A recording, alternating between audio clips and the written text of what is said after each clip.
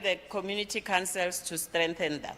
Visited the Khoisan communities and mentioned the provinces, Western Cape, Gauteng, Eastern Cape, etc.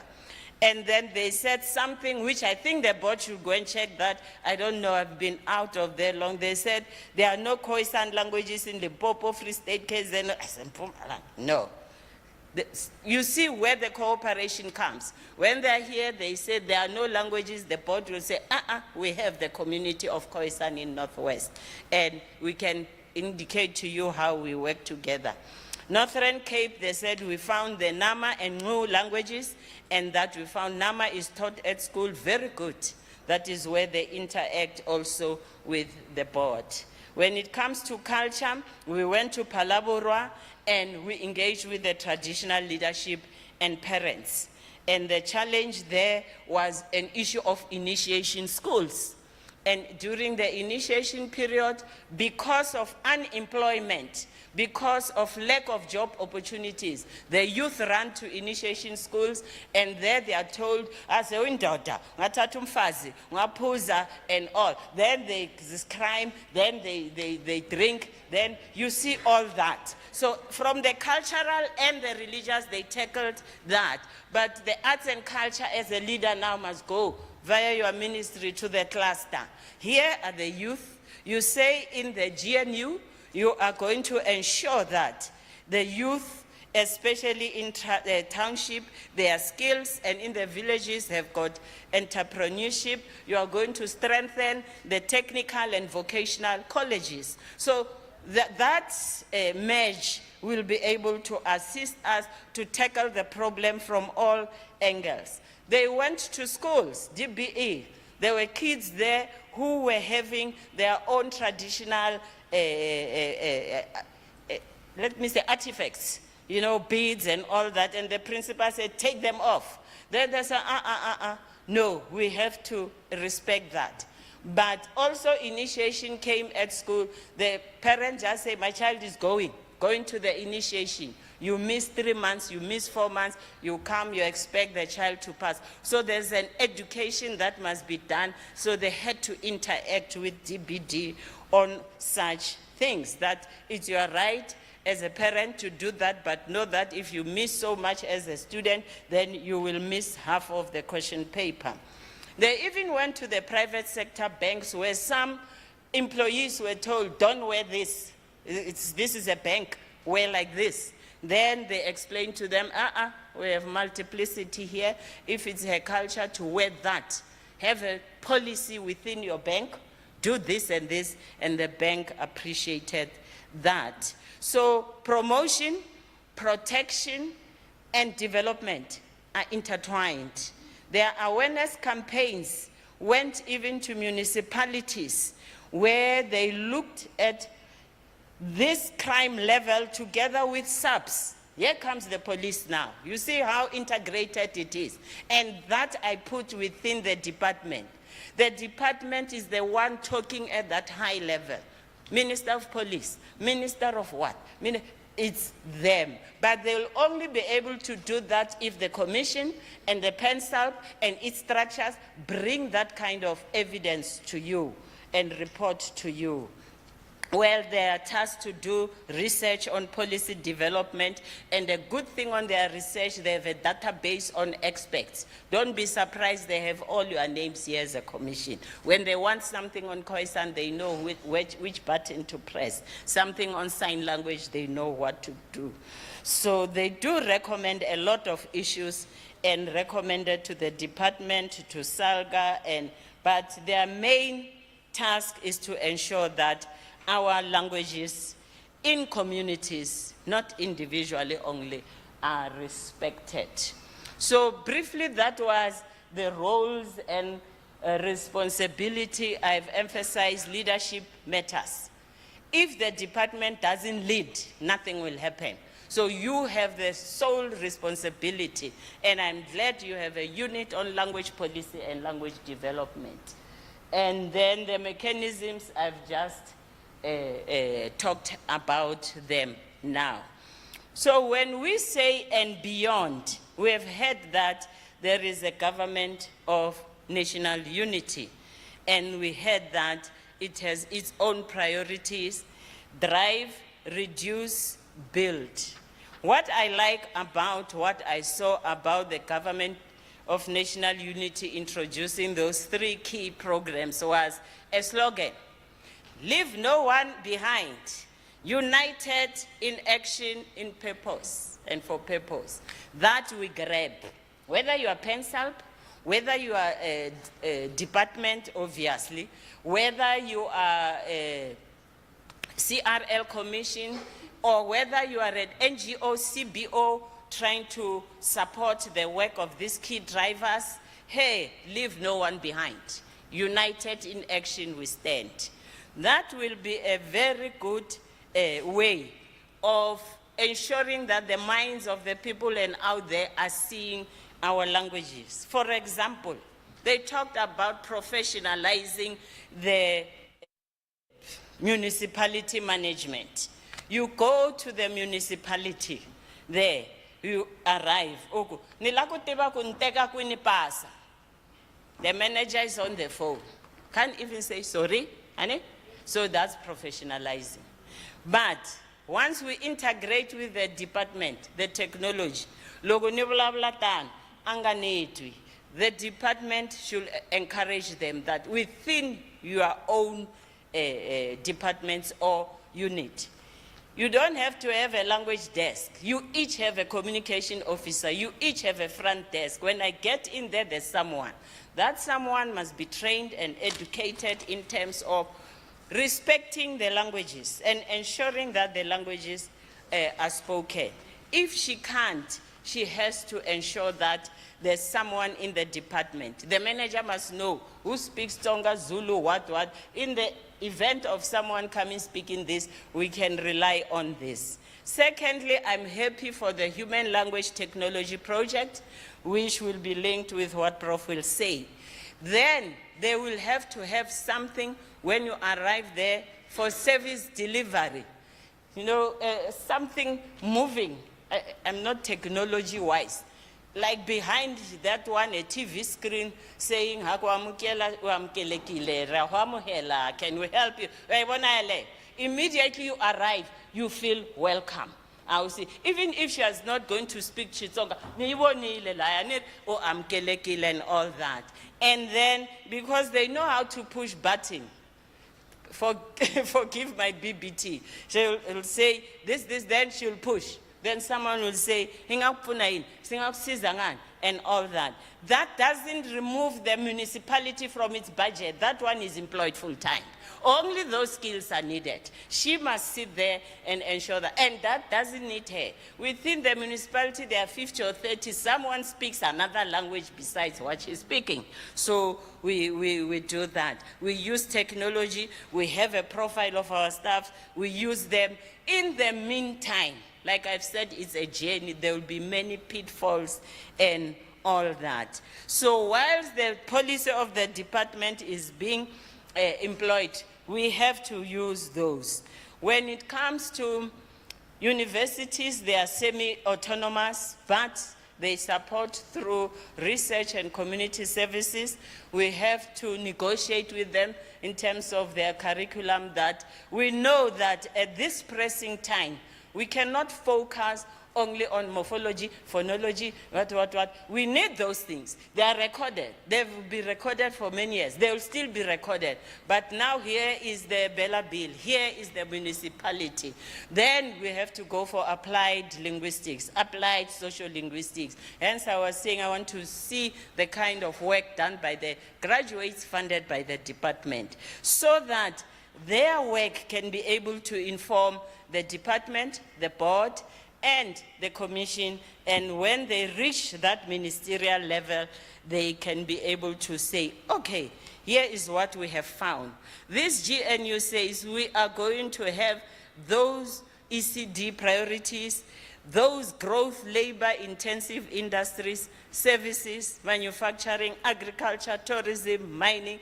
You department have got the terminology. When they go to the technical training or vocational, pulled by the CRL Commission and you and PENSAP to say, don't stay at home, do this, then the bilingual type of education there will help them in those different subjects that they take.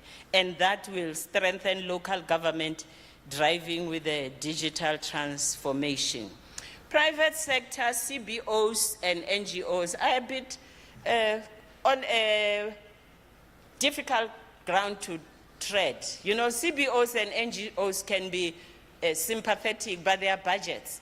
But the private sector, it is time that the government try a carrot and stick method, you see, to be able to see, okay, you're receiving so many tenders. What have you done?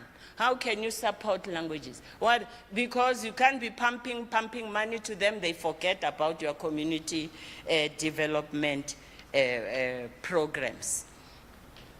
So the future processes and the quest, I will have to talk about that. CRL, you had its social cohesion. Together with the department, the board will support them. The quest, you know, to quest is to pursue something.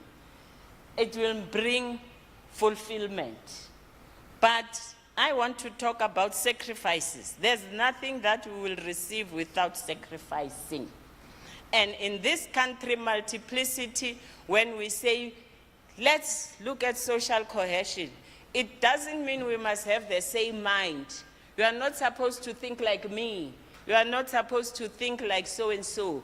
Being like-minded says, here is our goal, social cohesion. We are not uniform, but we would like to achieve that particular goal. Without sacrifice, including sacrifice, ensuring that our staff are not saying, no, we have to, all of us, and ensure that our languages are visible, used, spoken, and that's how we can report gaps and shortages to the three structures that are supposed to work. This kind of like-mindedness will help us to ensure that implementation of language policy is evaluated. It is futile to implement language policy and not able to evaluate it. And it is futile not to evaluate it. In my own opinion, you can add others, in that two-level type of mechanism. When I said I've used so much, fine, but what about the actual performance on the ground? So on that note, the losing chief's MC, I say thank you very much. And Nakensa Inkomu, I hope it will kindle a lot of thinking in terms of how we can implement democracy.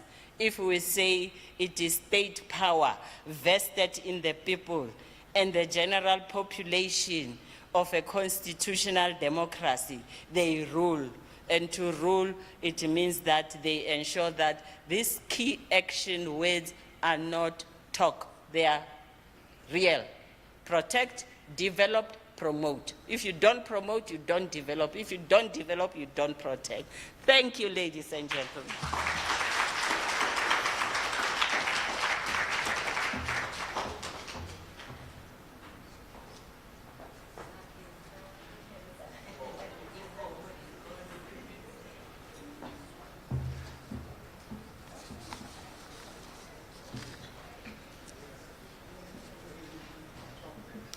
Thank you, Professor Marivate, for that very informative address on the processes and the quest for realizing language policy implementation in South Africa, a topic very dear to my heart and I'm sure to many here today.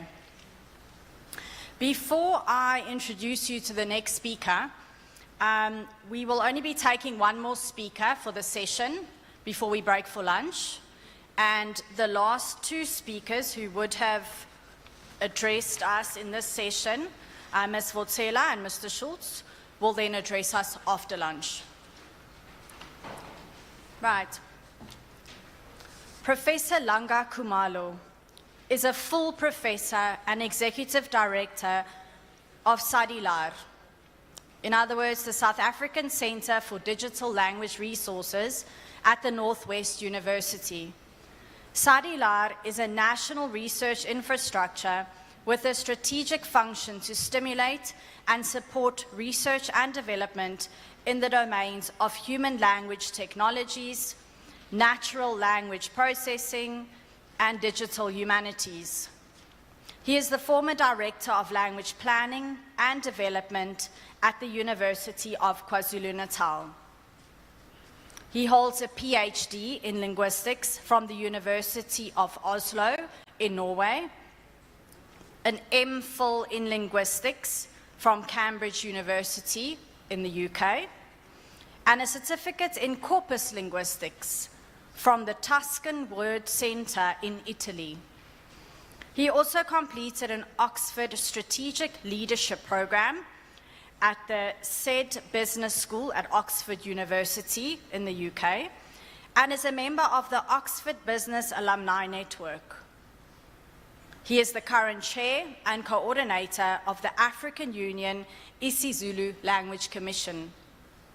He is a fellow of the Cambridge Commonwealth Society, a formal language champion in the Oxford Global Languages Programme for Oxford University Press in the UK, a member of the Scientific Board of the Centre for Advanced Studies of African Society in the University of Western Cape, and the current president of the African Association for Lexicography, otherwise known as AfriLex. He is a board member of the African Literary Metadata Project, based at Uppsala University in Sweden, which is funded by the European Research Council. He has been an invited speaker and keynote speaker at various conferences and colloquia. He has received a recognition award from the University of the Free State for his global contribution to multilingualism. He is a fellow of Zimbabwe Academy of Sciences, an adjunct professor at the University of KwaZulu-Natal, a University South Africa representative to the steering committee of the National Integrated Cyber Infrastructure System Initiative. May we please welcome him to the stage.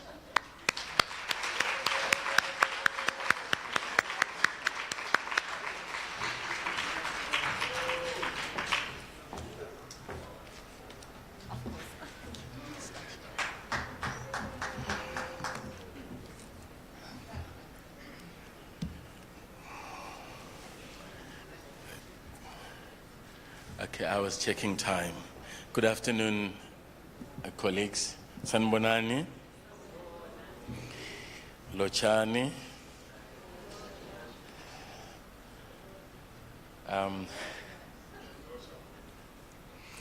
When the minister was here, I was going to say all protocol observed, but I will just say, let's talk. Ngoba sikhuluma indaba zolimi. I was tasked to try and shape a conversation towards a national language summit. I think it's something that was motivated in the holding room as part of the many things that we have wanted to convene so that we can come together and have a national plan. A plan of action like no other, as big as the democracy plan that we had prior to 1994. And I will try and show you why we need to do that.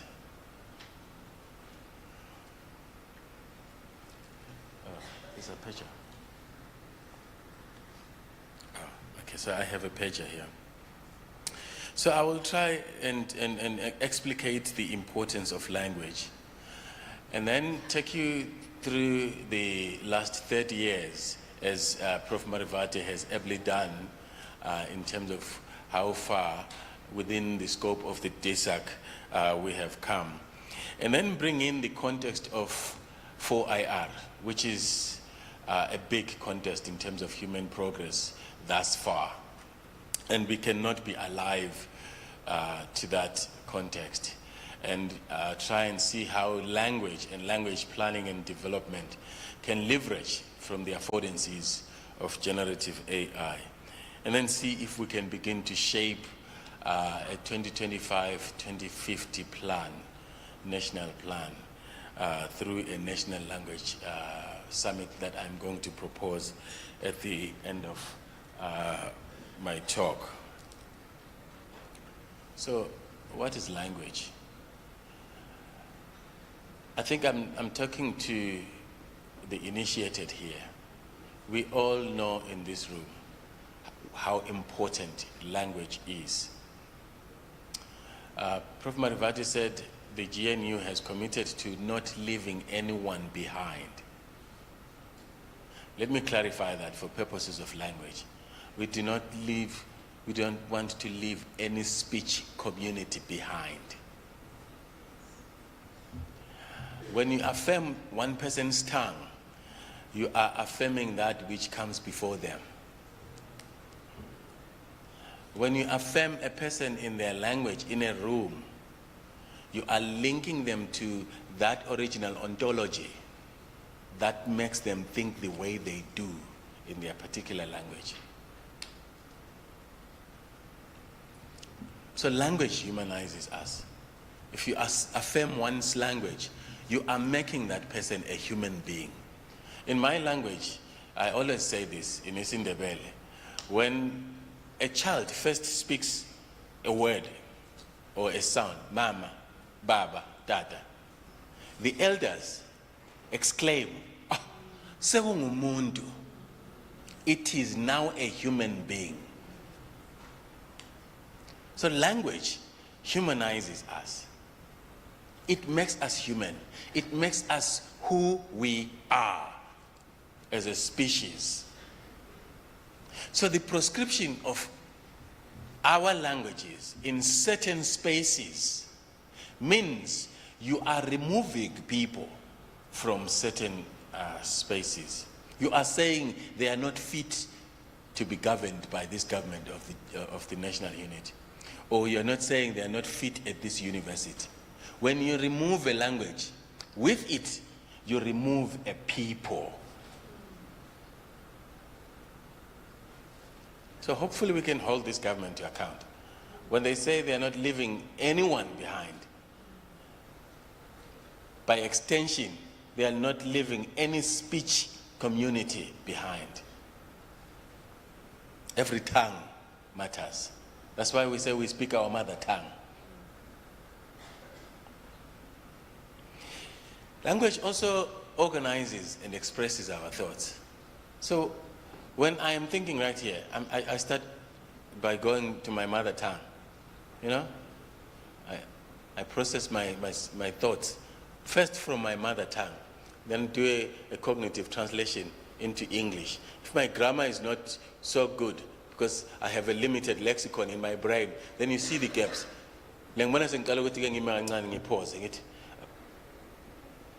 I meant smile, yes, and smile, right? Because it's a series of cognitive processes.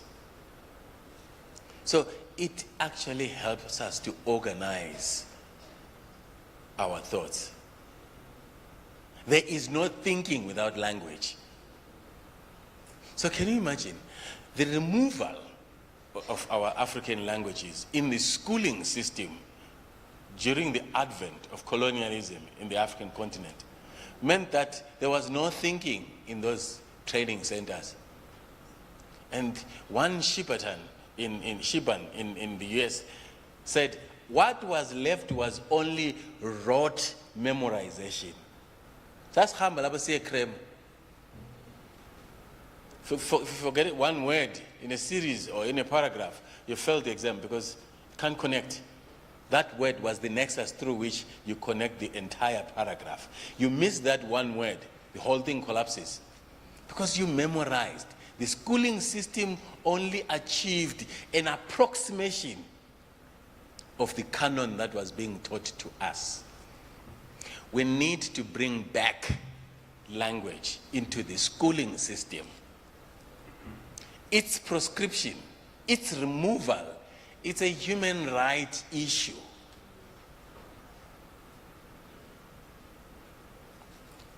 It allows us to think more complex thoughts. That's what language enables. When I was in China doing a keynote, this professor says to me, we were in a panel, you know your problem, you know why you're not innovating in Africa? It's because you're trying to innovate in English. You do not have that cognitive capacity to innovate in a language that sits in your curriculum, that sits in your schooling system. You can only do that if you are taught in your mother tongue.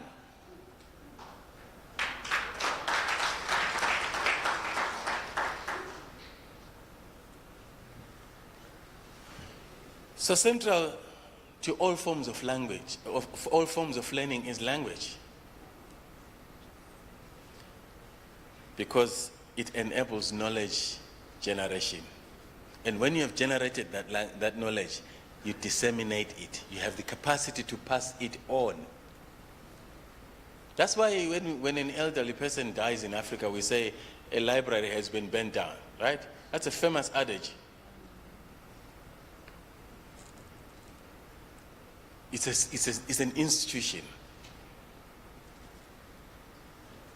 So we need a national plan that is premised on the value of language. I mean, and this really, we really need for this to go. We have a good minister, hey? Everyone felt the energy, right? We have a very good minister. We need to leverage on the energy of this minister, who is breaking every convention that is in terms of processes and protocols that have kept our languages outside the governing spaces, the spaces of power, the spaces of economics. Because with that value, there is no currency, and the pun is intended. Without that, there is no currency in our languages. There is no currency. Norwegian, Nynorsk, is backed by trillions of oil in Norway, where I spent 3 years. It's backed by the whole national resource system. What is linked to any of our 12 languages in terms of resources in this country? Nothing. Our tongues are meaningless. That's why they can walk in here and walk out without committing to anything for 30 years. No, say promote. Go and promote the language. Go and advocates. What does advocates without action mean? It means nothing. And when we say, let's have these languages in the training spaces, in the schools, in basic education, in higher education, we start affecting the centers, right? Because knowledge centers are centers of power. That's where the real shift takes place. That's where you move the furniture around the room. So let's start there. Teach mathematics in isiZulu, in isiXhosa, Tshivenda, Chitonga. Teach them in Nama. Teach this, and then see if we're not going to innovate in the next 25, 30, 50 years. See if we're not going to come with something that is originally South African. Because right now,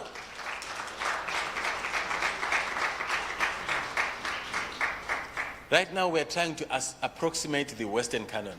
That's why we're always chasing in terms of fashion, everything. We're busy approximating them.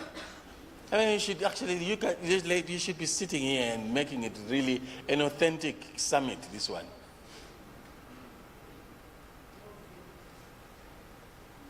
So, it took a Chinese to tell me that the reason why you are failing to innovate is because you are not taught in your mother tongue. And therefore, all you're doing is replicating what the textbook is saying, because you are memorizing.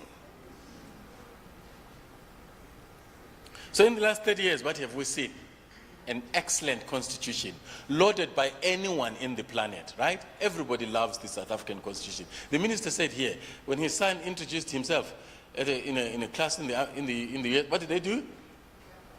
Yes, because what? South Africans, they accommodate everyone. Everyone comes here to look good, right? Do you look good? Do you feel good? Oh, good. That's a good starting point. So we have the best constitution that protects all the 12 official languages, right? And more. By the way, if you read, let's not choose and pick the languages that we affirm in our constitution. It recognizes all languages that are spoken in this country. And then we have the Pansal Act. An excellent instrument, an excellent institution. We still need to perfect its function, right? Like all institutions. We have the Language in Education Act in 1997, an excellent proposition. We have the Use of Official Languages Act, another excellent piece of legislation. How many government departments are complying? And then in 2020, we had the latest language policy framework for higher education institutions. Excellent, excellent piece of legislation. And then the latest, the Bella Bill, which is now an act. Look at the litany of frameworks that we have. And they are all good. They speak to what we aspire to do. But one Kwesi Kwapra has criticized these as just pious articles of faith with no force or effect. Well intended, but what is the translational value of these pieces of legislation? Zilch. That's where we have been in the past 30 years. Excellent pieces of legislation. And the latest one is just this year's act enacted by the president. So in all the 30 years, we have affirmed multilingualism. So it's totally indispensable. We are a multilingual country. We recognize everyone's tongue because that tongue comes with it a people. And those people come with a history. And that history comes with an identity.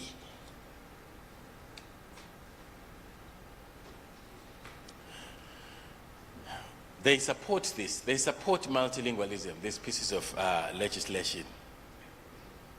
However, we lack the boldness. We lack the boldness to be truly multilingual. To walk into a school in Pretoria and find all the languages in this province spoken equally, represented equally in the school. We still fight in our school boards which language should be more dominant than the other. We still fight. And then the power of currency takes over, right? Yeah, because come on, English has so much power. I'll come back to English.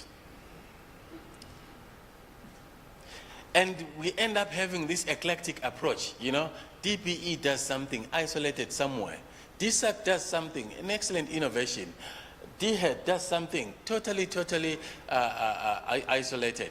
We lack coherency in our approach to this very important national question.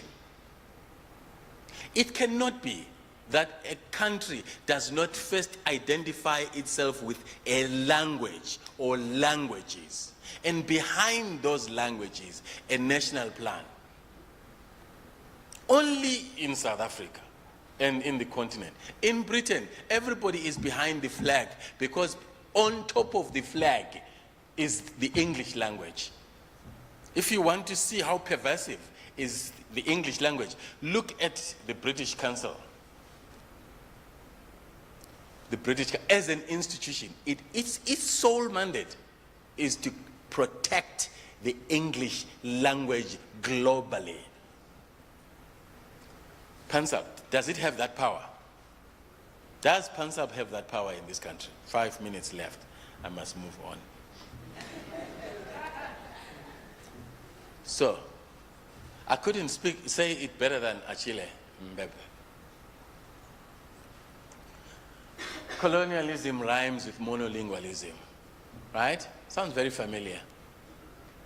And why I speak in English now is because of the hegemony of this language, which makes it difficult for any other language to exist alongside this language. The irony is, in order to make a persuasive argument that English shouldn't be dominating us, you have to make that argument in English.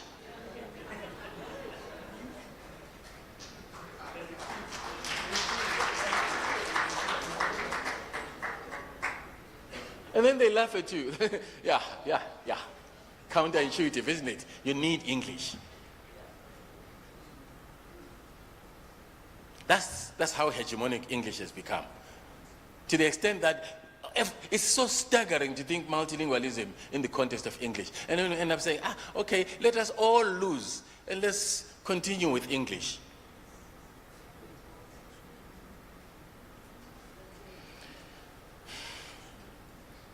Yeah, I'm not angry. I'm okay.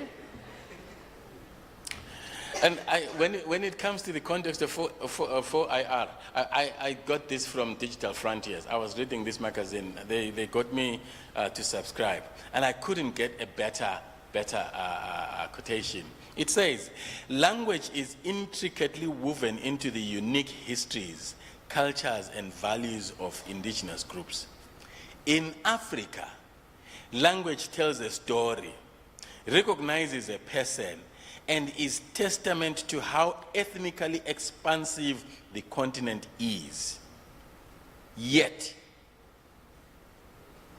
all of these, for many of its 3,000 ethnic groups, have become prone to absolute erosion. When we talk about writing and orthography as a threat to what we called linguistic extinction, look at how the technology, the digital infrastructure is threatening our languages. Even the well-spoken one, even a language that has 10 million speakers, if your speakers are not working in a gadget like this in your language, that language doesn't exist. Because the cyber infrastructure is monolingual. You get your applications in English. You get your emails in English. Actually, I was saying at the Wiki Indaba, my friends who know my language, my mother tongue, they will text me, what's up, in English. I don't respond to those. No?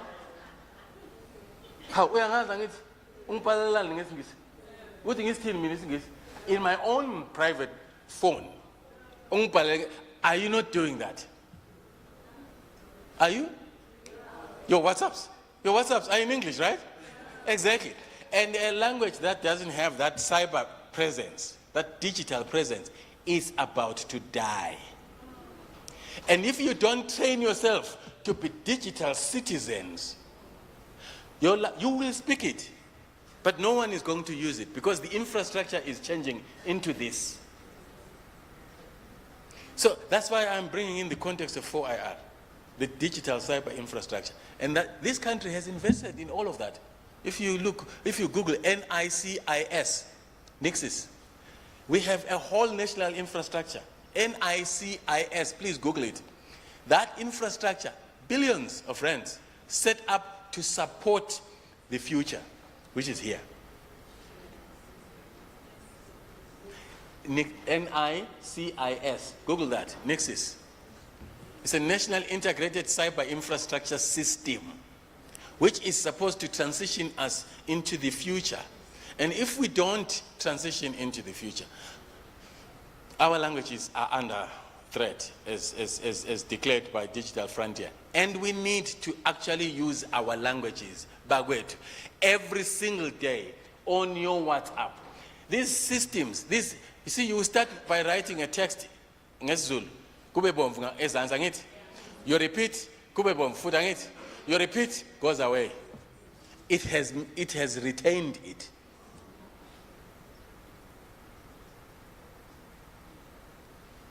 I said I'm not angry. So we have the cyber infrastructure. And I want to answer how been doing. You can move it, right? From where you're sitting. So we need to have a digital ascent. Move our 1 minute. Move our languages into the infrastructure. We need to ascend our languages. That's why we have the HLT department in the DSAC. That's why you have SADILA in this country. We need for our languages to be adequately resourced so that they can be used in this national infrastructure system. I was borrowing this clever man's words. The context of 4IR, characterized by rapid technological advances, means that the English domination is sustained for now. Until such time we start dominating this in environment, the English infrastructure is going to dominate. Okay, I'm going to skip that because it's just, yeah, loss of function. You know, when you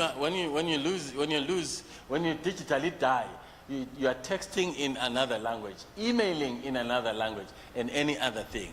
And the adage, if not on the web, it doesn't exist. So if you Google and don't see anything, then probably that thing doesn't exist. Your children will tell you that. You tell them, okay, go and check with Google. If you don't find it, your kid will tell you, ma, I think Islonipo is dead.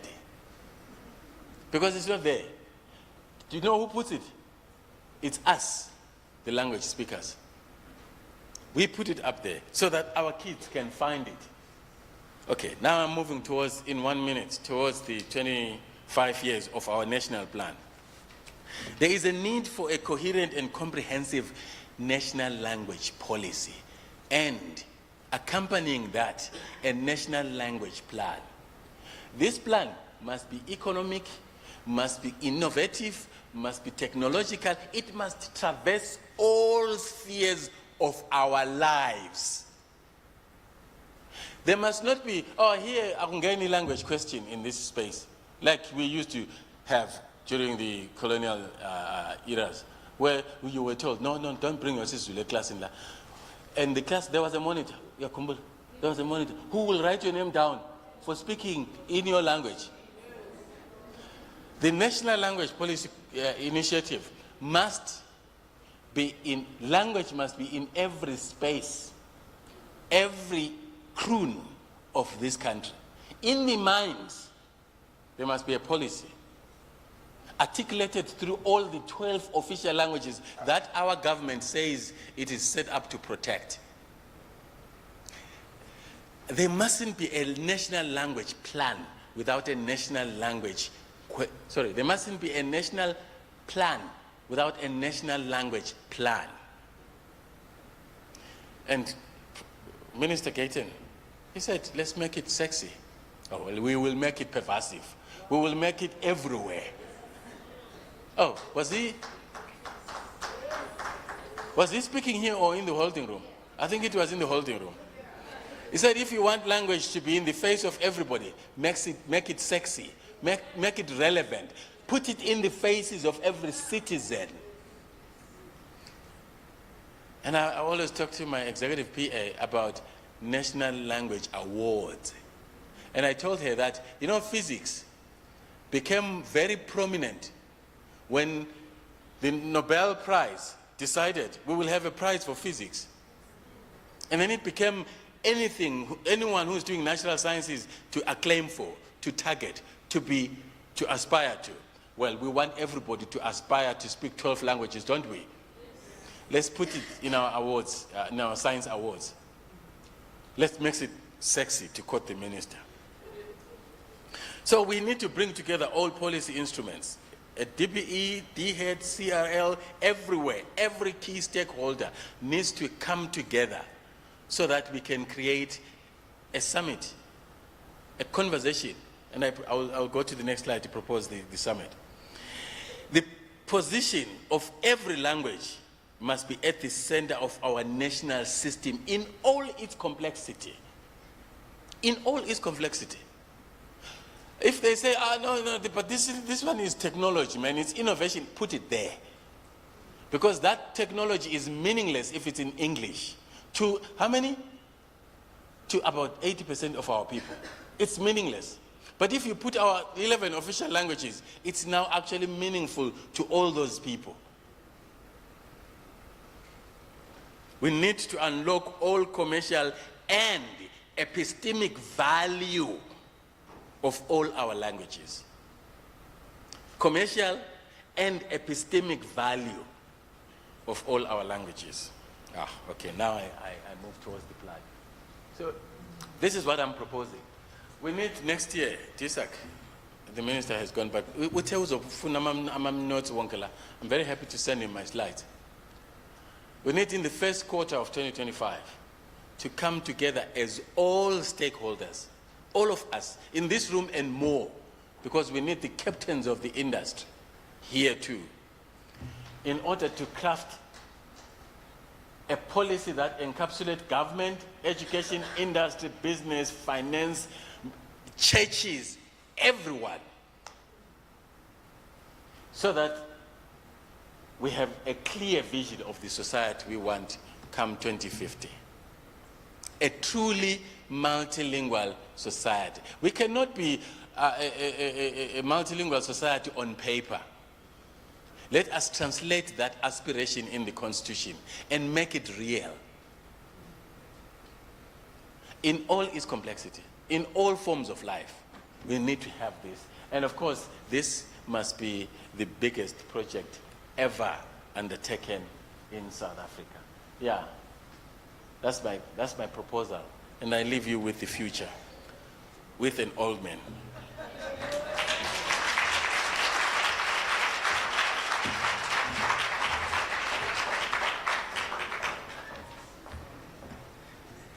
I believe you understand how difficult it is to stop a great speaker. More especially, whatever the speaker is saying makes sense. Thank you very much for sharing such a wonderful presentation. If I'm the master of time, I would have added 30 minutes for your conclusion. But be that as it may, we have heard you and we appreciate you. So on that note, we are going to the most important item, which is swallowship. Swallowship, item number 13, as popularly known. So, but before we could leave the hall, I would like to give directives.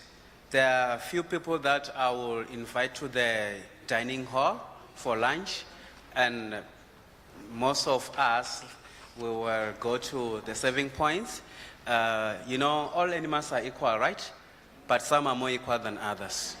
So I'm going to read those who are more equal than others, but the meal served is the same. I would have our minister, I would have our ADG Kumalo, our CEO from Pensal, Mr. Schultz. I would have Ms. Wochela, if I'm reading this right. I would have Mr. Tabete and the partners from South African Language Services. Prof. Marivate, Prof. Kumalo, Ms. van der Kolf, my co-MC. We have Mr. Ntakana, Mr. Neshitomboni. Sorry, Ms. Neshitomboni, my God, forgive me, Ms. Neshitomboni. Ms. Marais. I'm dealing with her handwriting here. I believe this person is a medical doctor. And Ms. Is it Ehoses? I'm struggling to hear this. It will be clarified. If your associate are going to a restaurant, please go there. Dr. Rahoho, Ms. Dantile, and last but not least, Dr. Nengovera. Can we go to the restaurant on that order? And most of us will go to the serving points provided. And can I emphasize that we come back on time? We have got, the time is stipulated that on the program, it remains. We're coming back at, is it 2:30? Am I right? Can we please be here at 2:30, please? Thank you very much.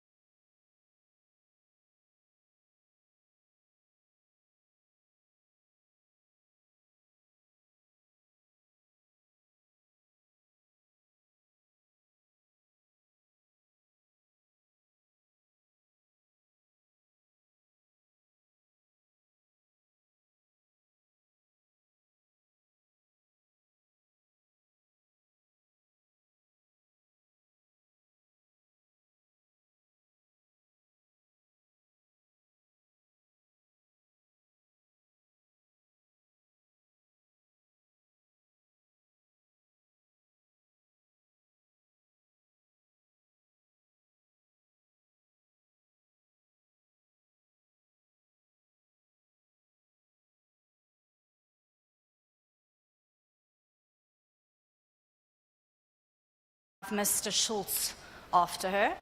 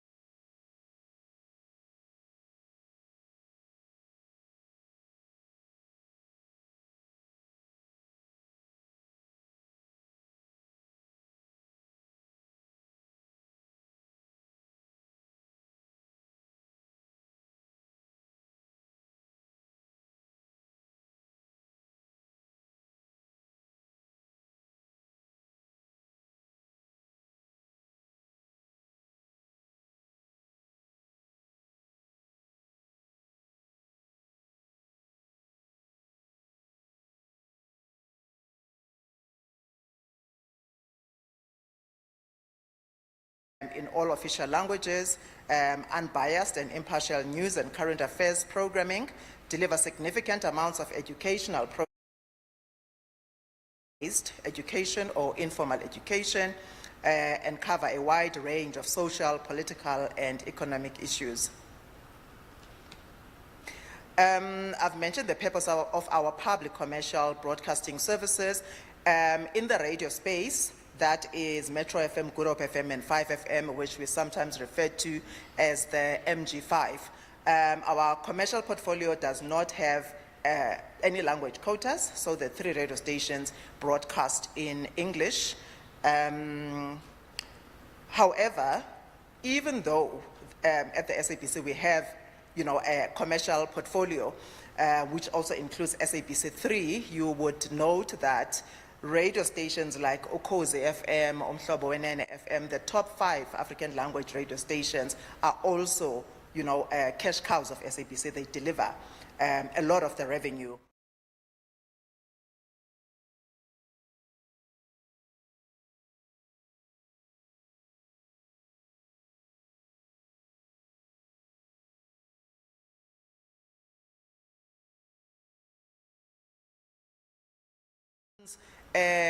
Market share in terms of audiences of 72%. So adult listening in South Africa, when I say adult, I mean, above the age of 15. As you know, it's not very easy to do research on children. So when we do research, for our statistics, we start with 15 and above. So right now we're sitting at 72% of the market share in South Africa, which would tell you that listening and watching their programs in their own languages. We've been made to believe for the longest time that English is cool and people want to consume content in English, but the figures that the SABC carries tells you people want to listen and learn in their own languages. So that's a total of 27 million South Africans that listen to SABC radio stations in the past 7 days or weekly. Maybe just to mention something, if you look at the top 10 most loved radio stations in the country, 8 of them belong to the SABC. So if you look at that graph, there's only 2 radio stations that are not SABC radio stations.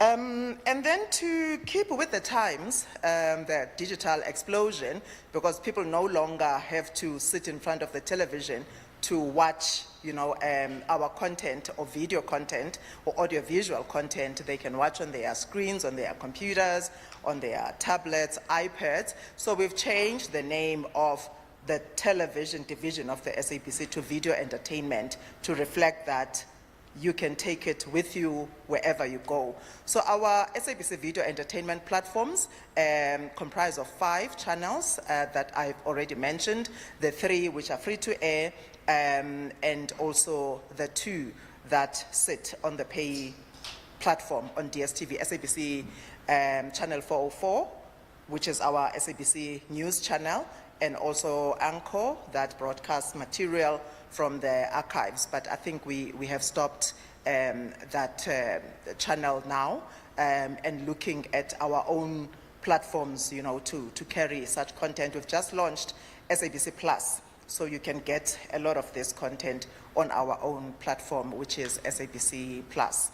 So ICASA regulates a lot of what we do. So our PBS channels, in terms of video entertainment, are mandated to deliver 65% local content, while SABC 3, which is a commercial channel, is mandated to deliver 45% of local content. The 3 channels enjoy above 50% audience share across the 9 South African provinces during prime time. We mentioned prime time because that's where, that's the performance period. We are measured by what we do in the prime time. And of course, prime time of television is different from prime time of radio. Radio's prime time is 6 in the morning to 6 in the evening, and with TV, it's the other way around, between 5 and around about 10 o'clock or 11 at night. That's television's prime time. That's when people listen, and that is our performance period. So whatever we do, it matters the most around that time. SABC 1, of course, is the most watched channel with an audience share of 39%, followed by SABC2 at 14%, and SABC3 comes in at number 4 because we also have a very big competitor in the country in the form of ETV. So ETV is in that top 3 most watched channels in South Africa. And these channels, the 3 free-to-air channels, together they boast 14 out of 20 most watched programs in South Africa. People, when they talk, sometimes even when you go to government and say, you you need to fund our mandate, they say, no, but, you're not performing because your content is not popular. It is a perception. If 14 out of 20 most watched programs on television in the country belong to SABC, then what performance are you looking for that can surpass that?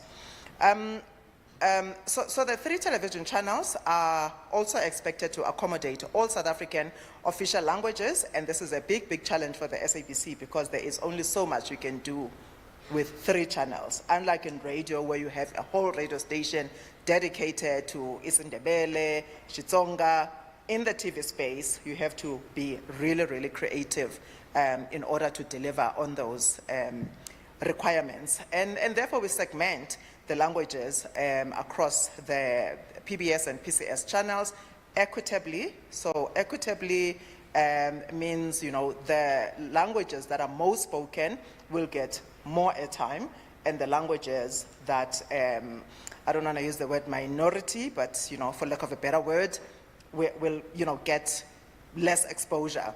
So SABC1 focuses on Nguni languages, and then SABC2 focuses on Sesotho and Afrikaans, and they also include Xitsonga and Venda, which is why we have soapies like Mubango and Giani. SABC3 primarily English. It does from time to time feature other South African languages, mostly Sotho and Afrikaans. Audiences throughout the country are kept informed with news bulletins in their own languages, as well as through current affairs programs that you would find on either the linear platforms or on the SABC News platform on DSTV. But what I want to highlight is that SABC, number one, SABC has the biggest newsroom in Southern Africa, if not in Africa, and it's precisely because we produce news in these official languages of South Africa. So in every province where there's an SABC office, there is a vibrant newsroom that produces on a daily basis stories of that region in the language of the region, and they also produce them in English as well. So if a reporter comes across a story, they write in Shivenda if they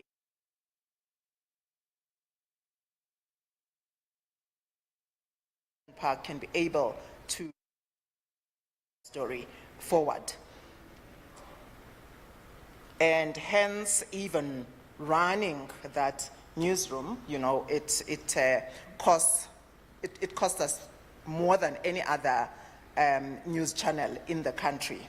So in terms of video entertainment, they also have some prescribed ICASA conditions. Our television license conditions for SABC1, for example, is that, they must deliver 7 hours of news content per week. So we get this in the bulletins that are spread throughout. And, on SABC1, obviously, it's isiZulu and isiXhosa, and these are the biggest news bulletins on TV.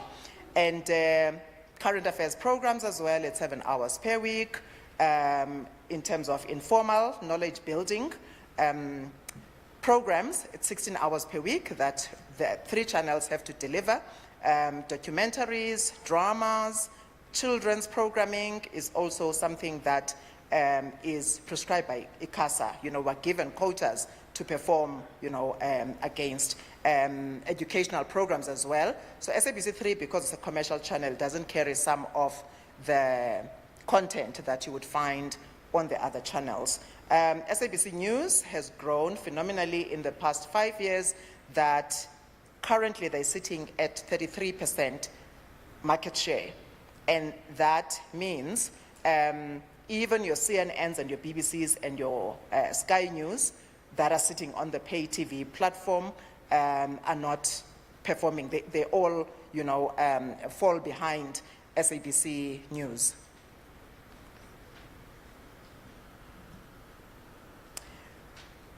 All right, and the regulatory environment in terms of radio also, is we're also regulated by ICASA, and I will say we are referring to radio because that's my main role in the SABC. So in terms of our delivery on the ICASA quotas, you can see that SABC. 1 minute. Because you didn't say 5 minutes. Okay, so all the platforms are really performing and exceeding on their ICASA quotas, from news programming to children's programming to informal knowledge building, informal education, educational programs, and so on. Maybe let me quickly run to the challenges, right? You will forgive me, Program Director, but I think this is quite important. The SABC's unfunded public mandate is a huge burden to the SABC. And I really created this slide for the Minister because this is something that seems not to be understood even at the level of Parliament. The unfunded mandate of the SABC means that we have to commercialize even the things that are public value, things that we should be delivering to South Africans for free. We have to find a way to commercialize them. We have to commercialize educational programs, we have to commercialize our dramas, and that means sometimes you have to bend a little bit to accommodate the advertisers. If, as a public broadcaster, we are funded 80% by commercial revenue, that means you're going to have a huge slant, and bias towards, generating revenue.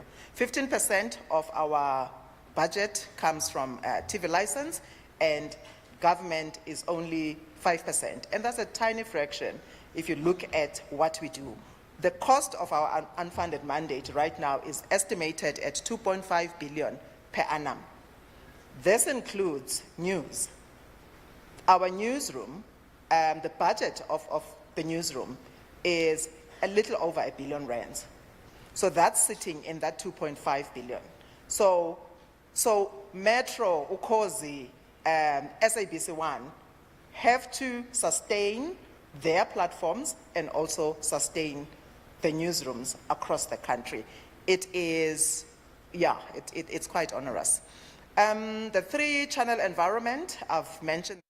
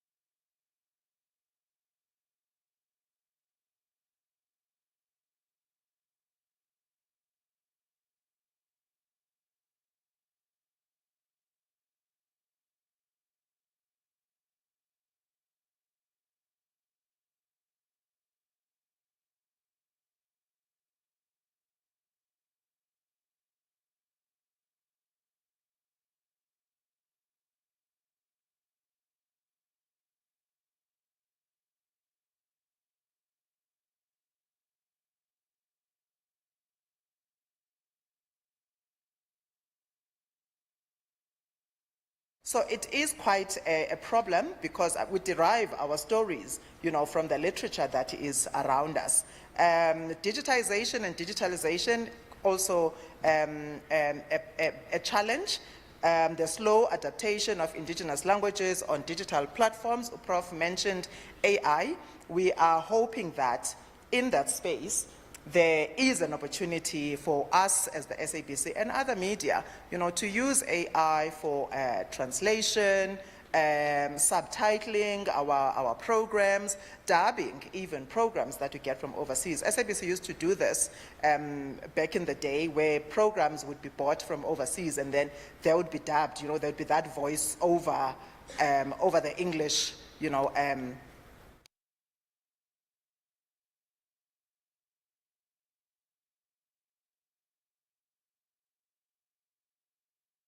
Africa. So we moved towards producing our own stories, which is a great thing. But South Africans, people want to access content. They want to watch Spanish movies, but we have to be able to bring the Spanish movies and, use technology to translate them to be accessible to everyone. The XKFM project, I think somebody mentioned the need for the Khoisan languages to be written down. We have a station in Platfontein that broadcasts in these languages, but everything they do, they're translating from Afrikaans. We have taken it upon ourselves as the SABC to work with relevant stakeholders to ensure that this language gets to be written down, gets to be published so that it can be taught at schools. We don't want to see the work that we have done, being wiped out by, the language becoming extinct in the future. So we're hoping that, partners like PenSalp and others would partner with us in ensuring that we really protect this language. Curated content, there's also an opportunity there to create content that can sit on digital platforms that can be accessed even by deaf people. Right now, radio is mostly linear, so you need to be able to listen to the radio, but there's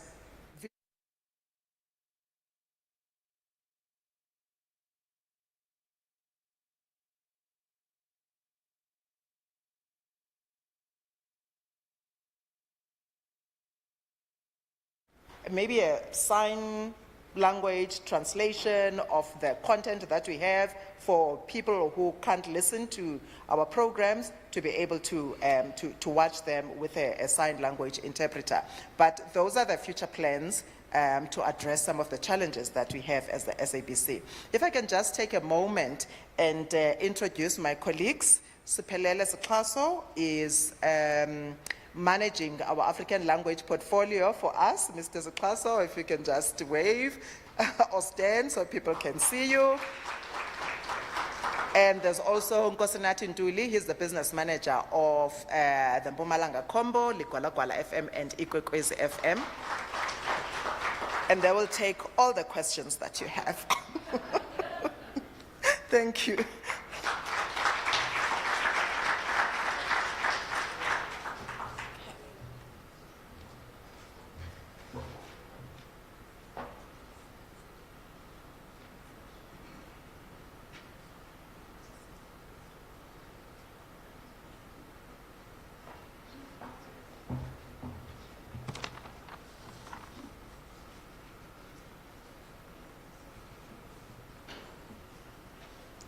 Thank you, Ms. Wotela.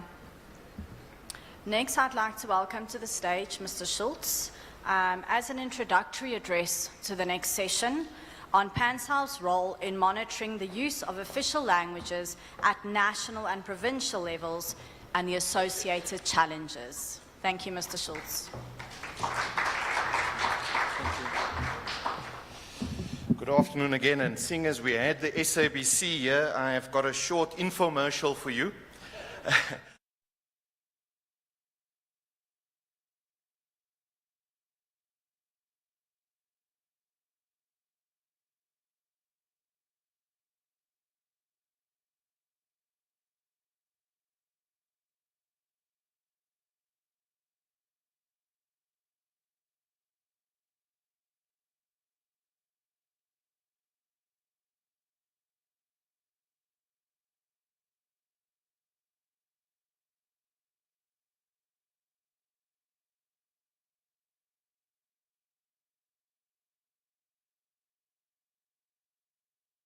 is with a quick icebreaker. Are we okay with that?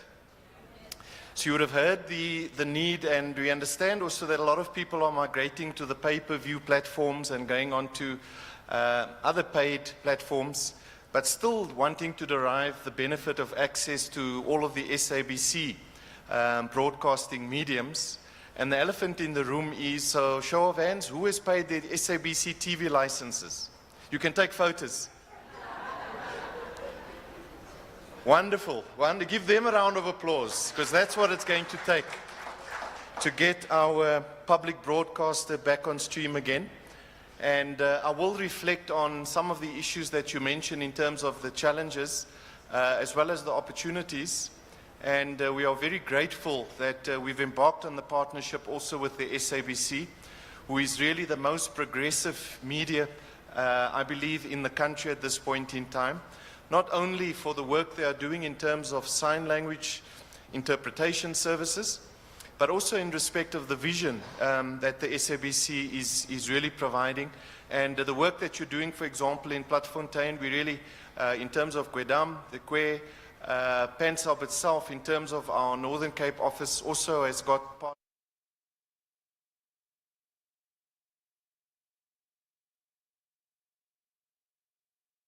And I think that corporate social investment shouldn't be seen in isolation as just something that an organization will do there as a tick box. Corporate social investment must be seen to be uplifting society as part of the entire nation-building agenda in South Africa.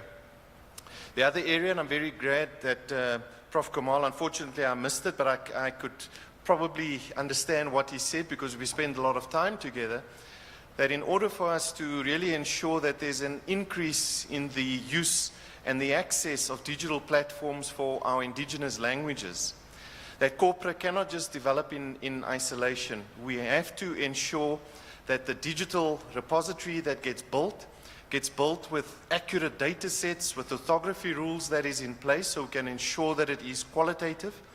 And Sadila is poised and up to the challenge, but we need those data sets, because the work we're doing in terms of terminology development, in terms of glossaries that's being developed, can only increase in scale if we get the support, and we would be encouraged by getting access to those archives within the SABC. In terms of my presentation, and I better not forget to also click on here, I'm going to cover broadly the mandate in terms of the overarching constitutional principles. I will then go into a couple of areas which is themed under problem statement, but these are areas that we as PANSAB have actually included in our 5-year strategic plan to ensure that we actually can address a number of these issues. And then we'll go into the detail of what I was actually requested to also present. How do we ensure that we reach optimal levels of compliance?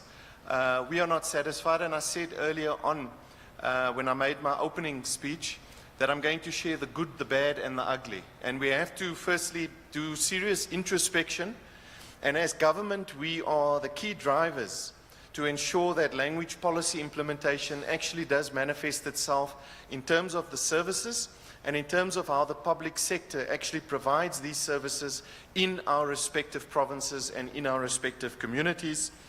I will then just briefly also reflect on the recent census poll that was conducted, and some of the areas, specifically languages that are in decline, marginally so, also languages that seems to be on the increase, and I think there's some interesting things that you're going to find quite shocking.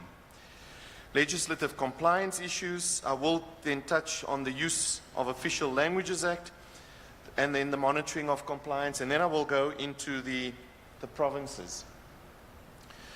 So in terms of our legislation, there are 2 acts that derives the work that PANSAB does. The first is the PANSAB Act itself, which was amended in 1999, and the second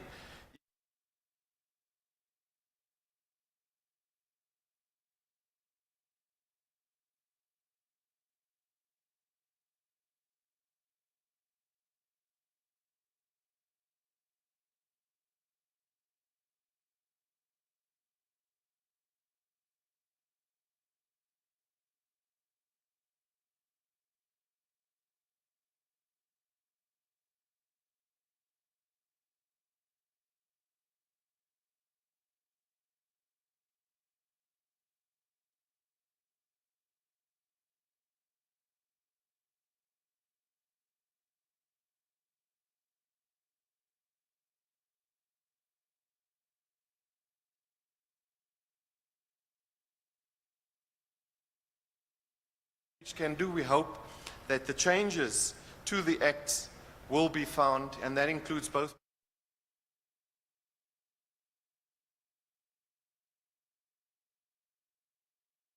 compliance when it comes to language policies. To go into further detail, so what we are intent on doing as PANCEL, and might I say our sister institution, also the South African Language Practitioner Councils, these are the three key tenets in terms of linguistic human rights that we try to achieve. And the one is respect for all of our official languages, which includes the dialects and it includes the varieties that we have in the country as well, uplifting the Khoi and San languages, and we're very glad to have the representation of the Khoi and San community.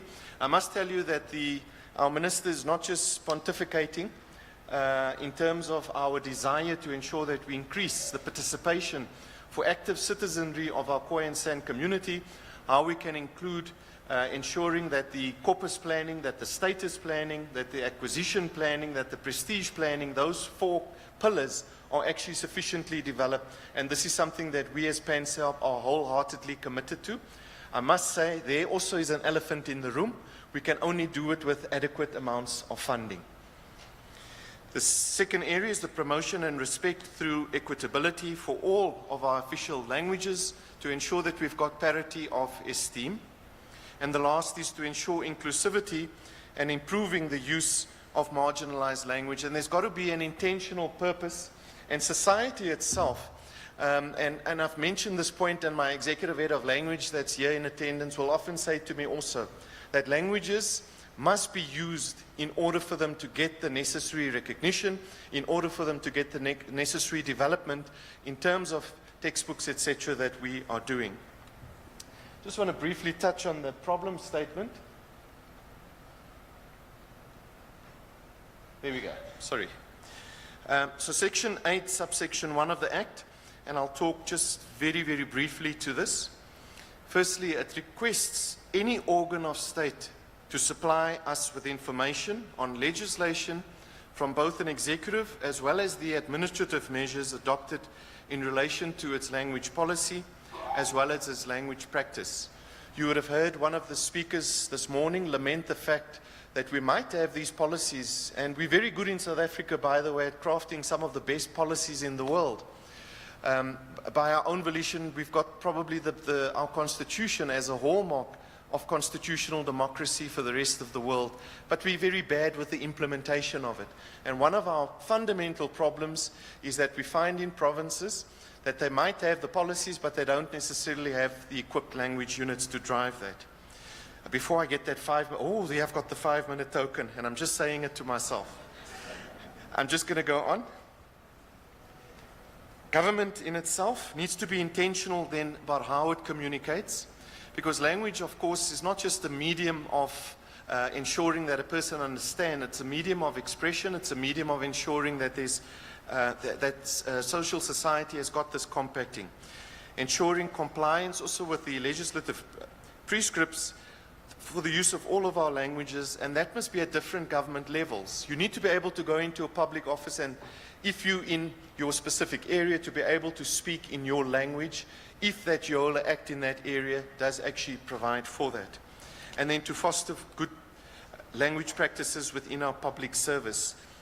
It's going to be very difficult doing this with the amount of time that I'm under pressure, but I'm going to try my best, and I also need to be slow so that the signing can take place effectively. The recent stats survey provided some very interesting information for us, a decline in 3 of the languages, and I'll go into that more detail. But you'll note South African Sign Language, a drop from 2011 of 0.5 to 0.02. We believe empirically that there's something fundamentally wrong with the numbers where there's a suggestion that there's been such a significant drop in the people that are either using South African Sign Language or as part of that cohort. So we have written to Stats SA and we've asked if we can have a revision of that particular sample. Highlights of the census. I must say that this presentation will be made available to you, so I don't want to rush through it just for the purpose of getting through the presentation if I have your understanding that unfortunately I am under a time constraint.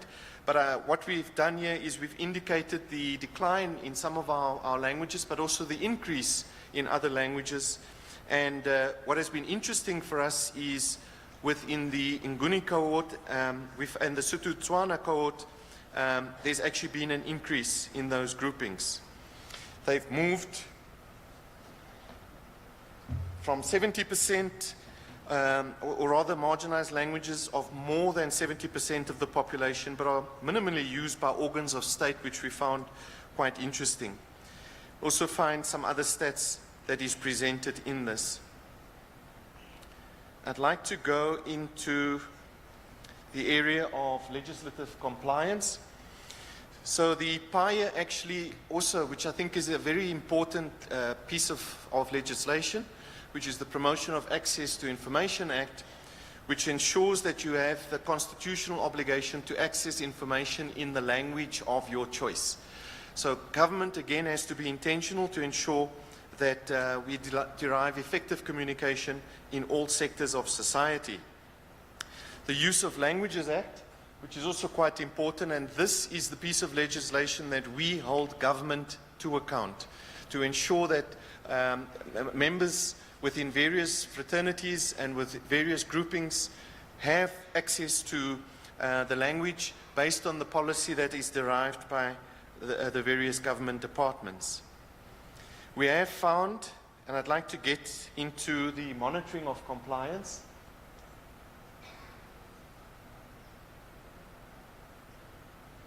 That PANSALB is mandated to monitor the compliance by government departments, municipalities, as well as all organs of state. So it's not a nice to have. When we engage with departments, we say you are compelled to do that because this is what we are ensuring that levels of compliance are adequately met throughout the country.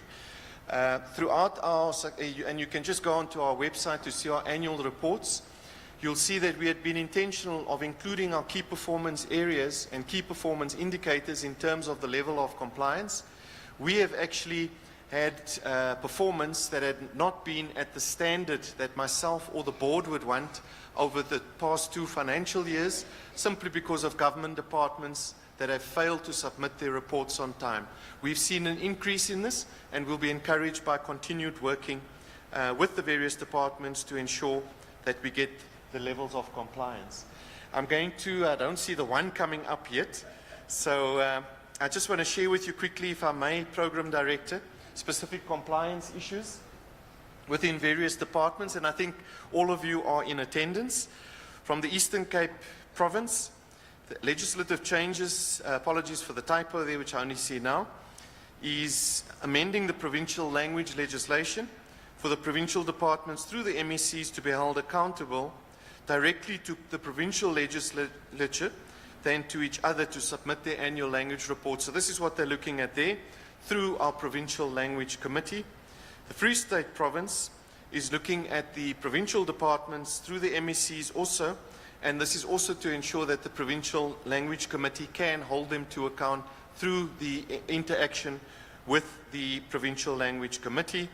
Gauteng Province as the Provincial Language Committee also, and we also ceased with assisting in terms of developing appropriate regulations in that regard. Specific compliance in the Western Cape, MEC in this regard, legislative change here is we assisting with the monitoring also of local municipalities. So we're finding that there's a good maturity level at the province, but we are drilling this down into municipalities. The model's working very good there, and it's something we would like to take lessons learned to try and replicate what we are experiencing there as well. So I just want to give a snapshot of that, and then I perhaps want to end off, I've got the 1 minute come up there, with the recommendations, and I'll try and do this very quick. The first is to ensure there's compliance by the provincial governments to the relevant language legislation and policies. We shouldn't get to the stage where we're at now, Program Director, where we actually have to try and seek either court mechanisms, trying to get a sheriff of the court to try and ensure that we get these reports. That should never be, in terms of even what intergovernment relations or the IGR Act tries to do to ensure that there's harmony and that there's a synergistic interchange of information between government departments. It shouldn't be.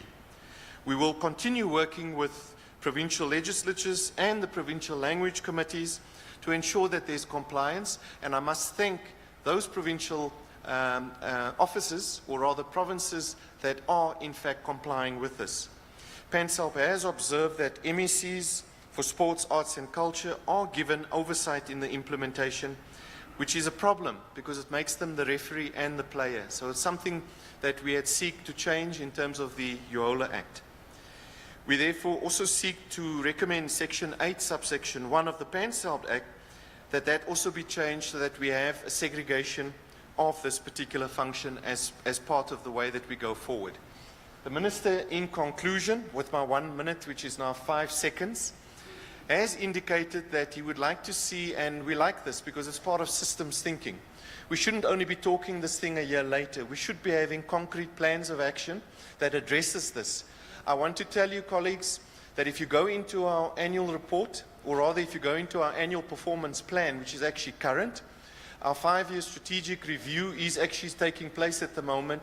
We've embedded all of this to ensure that we remain resilient and that we remain responsive to the needs of society, but more importantly, that we give credence to the enabling legislation that drives what PANSALB, and also in support of our sister institution, the South African Language Practitioner Council, is ceased with doing. Thank you for your attention.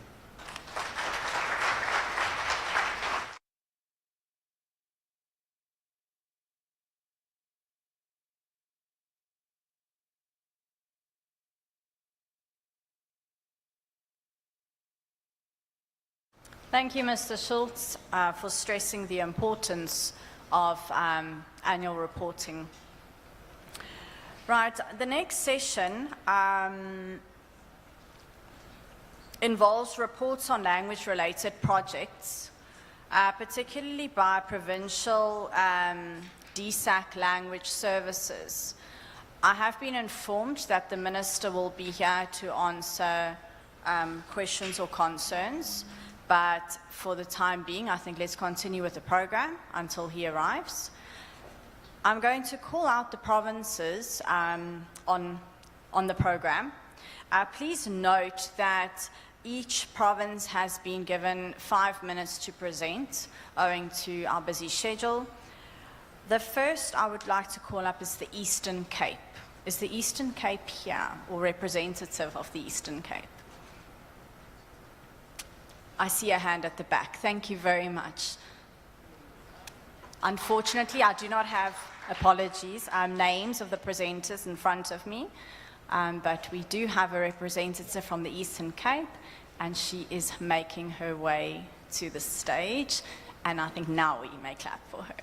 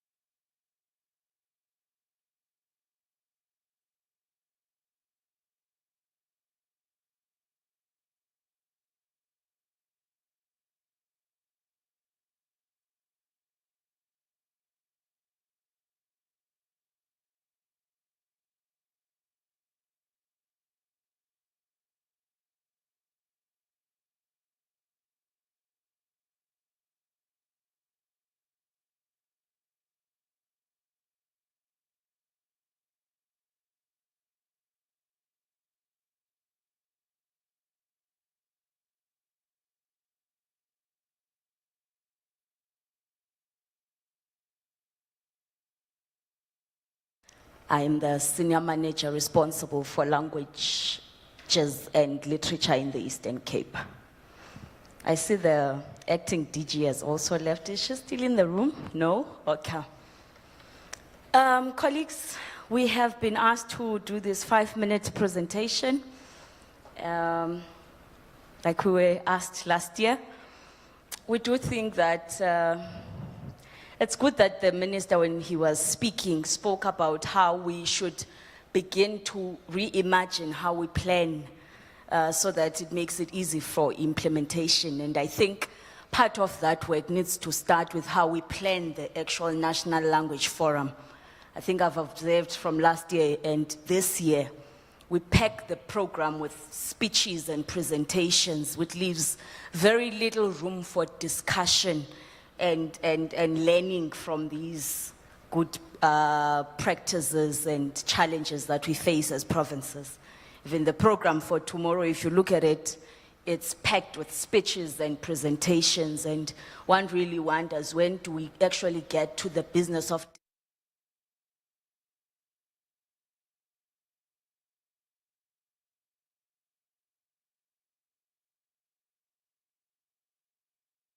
from the forum, because we only have 2 days together. And if we're not able then to utilize that 2 days successfully, we are going to have challenges, and we are going to continue to come back to this forum to report on what we're doing as provinces and not really gaining anything from it.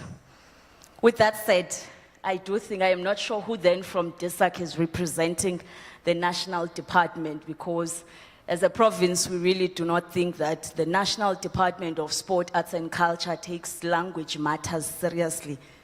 They are not a priority. Because if they were, we would be getting a grant funding from the National Department. Sport and recreation in the province of the Eastern Cape receives an allocation of 185 million rand per year for programs that speak to sport and recreation. Libraries receive funding of about 75 million rand from the National Department.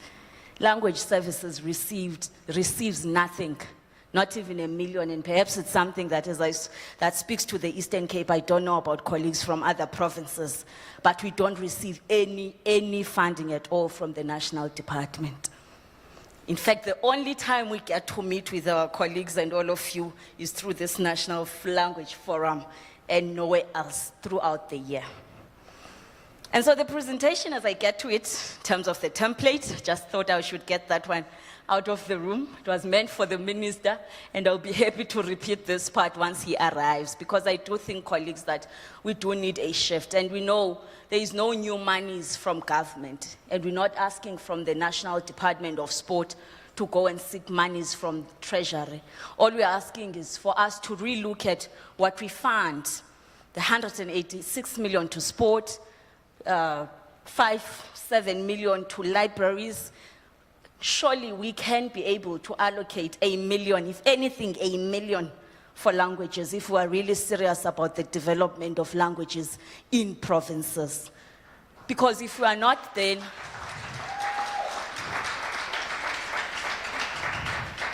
if we're not funding language development and the promotion of multilingualism, we can have all the awards and we can put people forward that we can nominate. But what then happens throughout the year, colleagues? How do we make sure that we promote multilingualism effectively if we don't have the funds to even organize for the Eastern Cape Language Forum to meet and discuss these pertinent issues? How do we force departments to comply with the Act if we fail to allocate money to provinces? And that is our biggest challenge currently as the Eastern Cape, and I think I speak on behalf of every department in the country.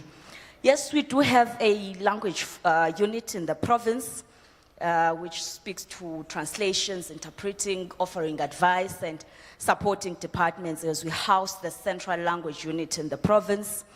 And then number 2 speaks to indication of the work for the language work in your area and summarize it. Some of our highlights really this year has been the celebration of literary icons. And this year we celebrated the works and the life and contributions of Professor Peter Mtuze, who dedicated his life in the promotion of language development, particularly isiXhosa. He was honored in a 2-day provincial book fair, and we're really setting our targets to grow the book fair so that it becomes one of the signature events or signature book fairs in the country. We've looked at the Western Cape, which houses one of the, or many of the loved book fairs in the country, and none of those are funded by the department, so they are privately owned, and we are trying to grow a book fair that is funded by government, but is also able to compete with the biggest book fairs in the country, of book festival, your French Book Festival, your Open Book Festivals, and the works. And so in this year's book fair, we hosted legendary writer, Professor Zakes Mda, Professor Ncedile Saule,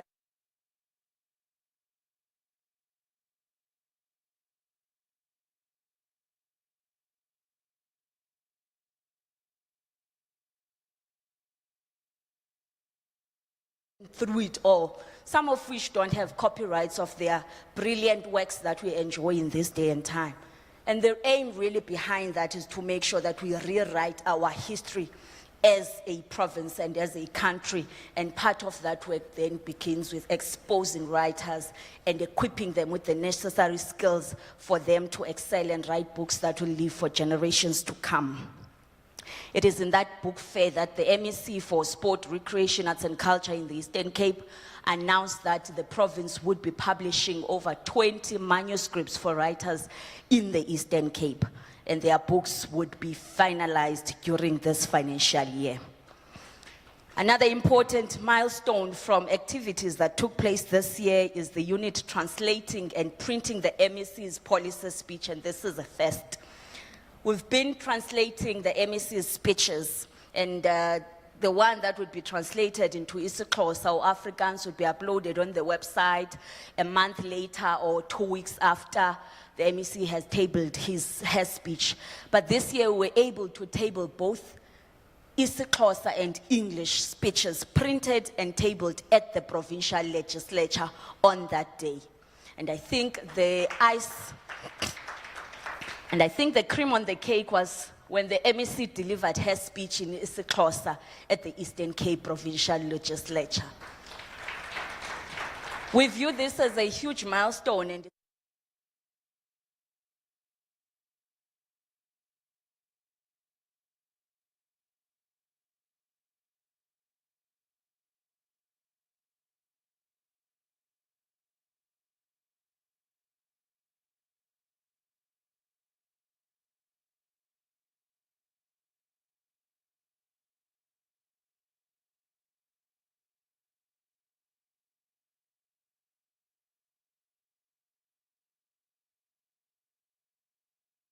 devices, and so it should be a low-hanging fruit for our political leaders to be able to take a stand and talk in there. That is very intimidating. That one is very intimidating, to be able to deliver those policy speeches and important documents.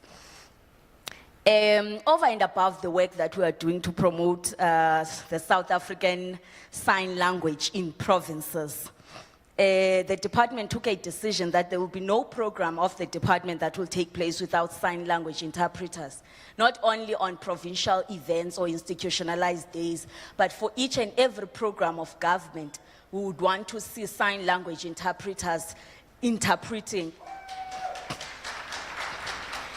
And we've said, it doesn't matter if there are no sign language or deaf people in that gathering, there should be South African Sign Language interpreters interpreting, because for all we know, they are not attending government events because they know there would not be sign language interpreters. And the minute we begin to introduce that culture and norm, perhaps we'll see an inclusive programs of government.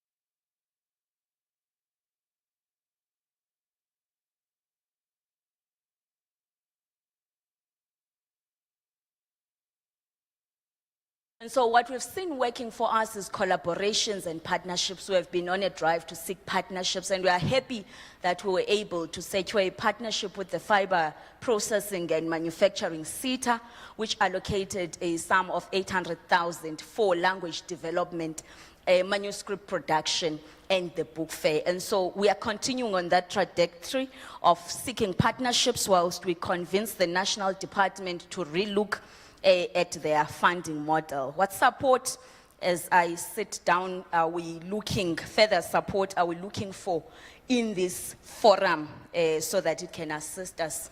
We think that the forum must make a submission to DISAC to fund language development in provinces. Equally, the forum must develop a yardstick to measure if we are making progress in promoting multilingualism. And I think all of us in our small corners are grappling or trying to say this is how we think we can promote it, this is where we think we are. But there needs to be a yardstick where you are able to measure if we are going forward or if we are going backwards. We have just come out of a 5-year of indigenous languages. What can we say we have achieved as this forum? Where are we in terms of promoting the indigenous languages, so that we don't come here year in and year out and complain that it's not fashionable to speak, or people find it not fashionable to speak in their indigenous languages. But what have we set for ourselves to achieve in the next 3 to 5 years, so that when we come back to report in 5 years to come, we're able to say we have done the job and we have done what we were asked to do. Thank you so much, ladies and gentlemen.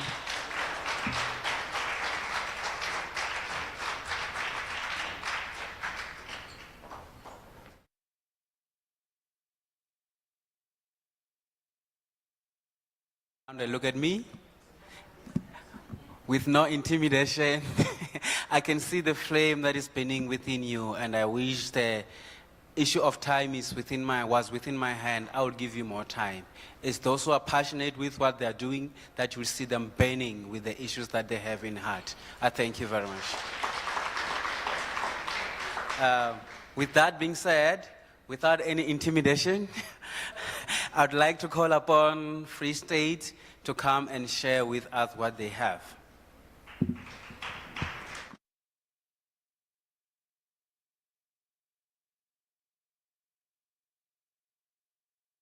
Very much, Chairperson.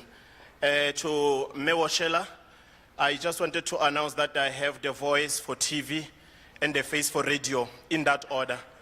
And a little bit of grey material for the combo wherever there is a vacancy.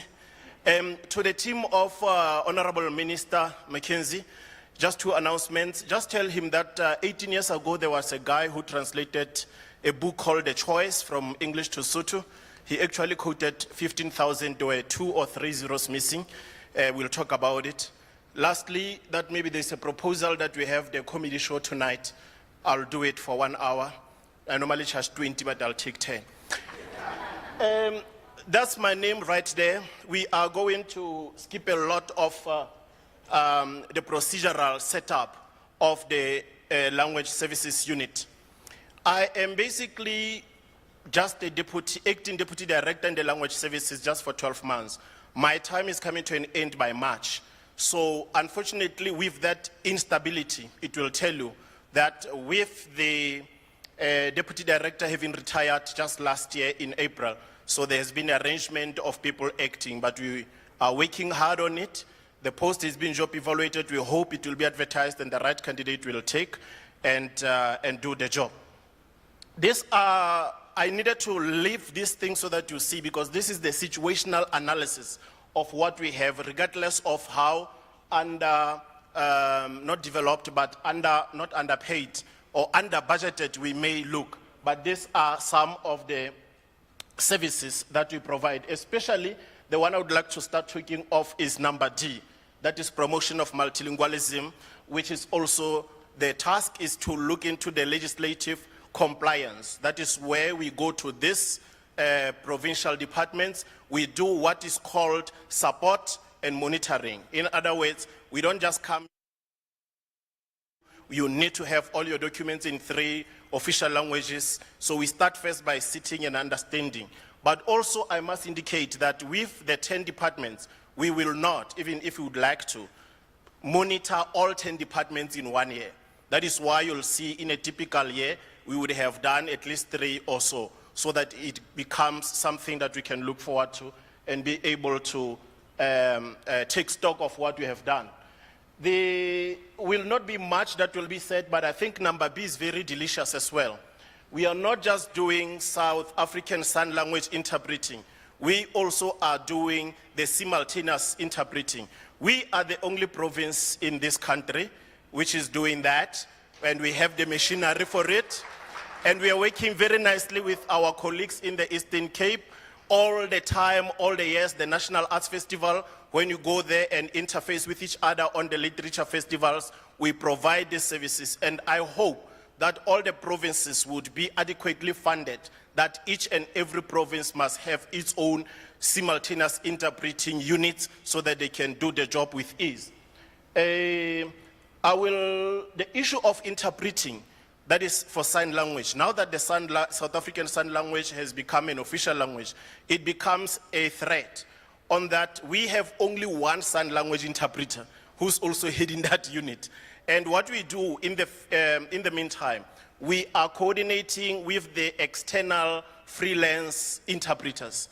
Whenever the departments need that service that we cannot provide, they must be able to pay for those external freelance interpreters. And I think it must be the same with all other provinces. But most importantly, you must keep the database that, like we have done.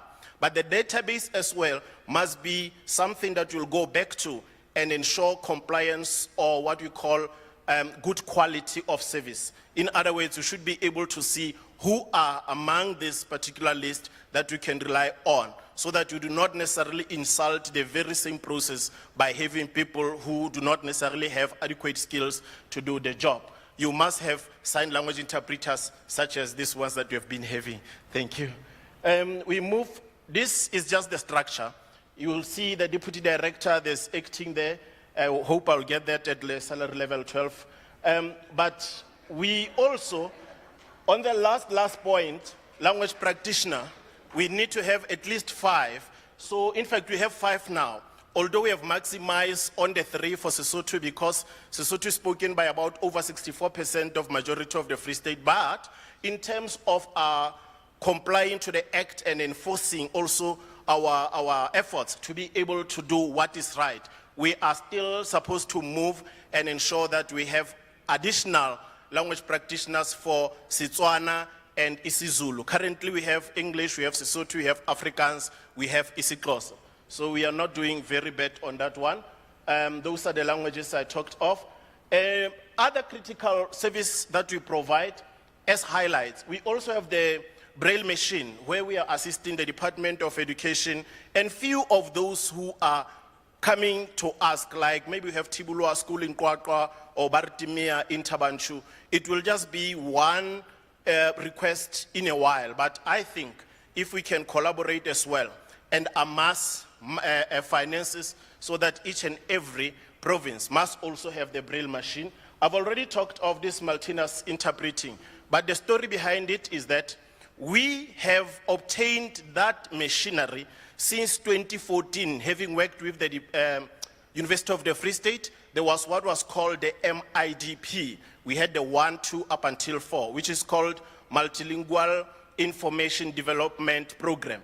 So out of the last MIDP 4, it was for interpreting. And there was a promise which was fulfilled, that the amount that was funded by Belgium government at that particular moment, the last amount that will be left, over about 100,000, would be the one that we'll be using to buy this interpreting services machine. We have been using it since 2014, over the 10 years. We're still having it, although we have just one mic, one channel. I'm just about to finish. I'm rushing so that I break the record.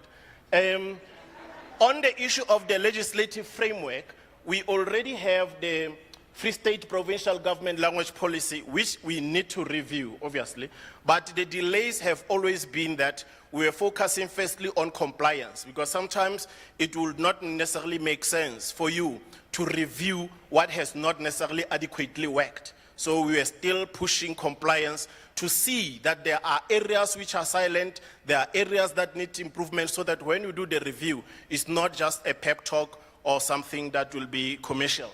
The use of Free State Official Language Act, I've talked about it. I have my last 10 minutes left. We continue to do that, although it is something that we really must work hard. Fortunately, as the department, one of the highlights, we're given an opportunity to address the FOHOT, which is the Forum for HODs, and they indeed listen to us, and the departments are beginning to work themselves into line.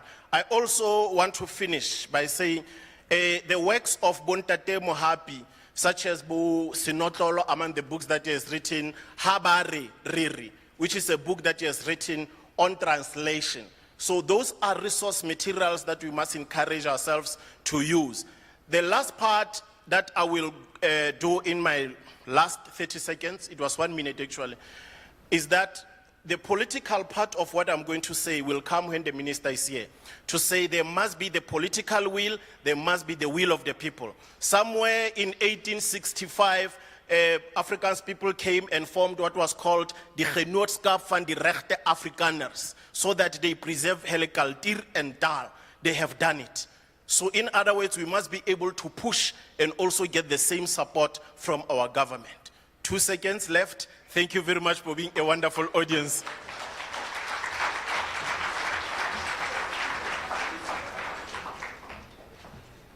Ntate, I believe you have read that chapter in the Bible, that blessed are those who are time conscious, for they will be invited in the next event. Your invitation is stamped, sir. On that note, I will request the record-breaking province. I'm a prophet. Can I prophesy? Gauteng is going to break the record on timekeeping.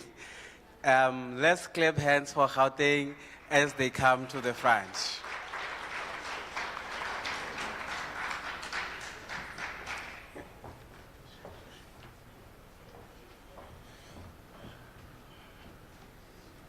Good day, colleagues. Ndi Masiari, Baturotwa.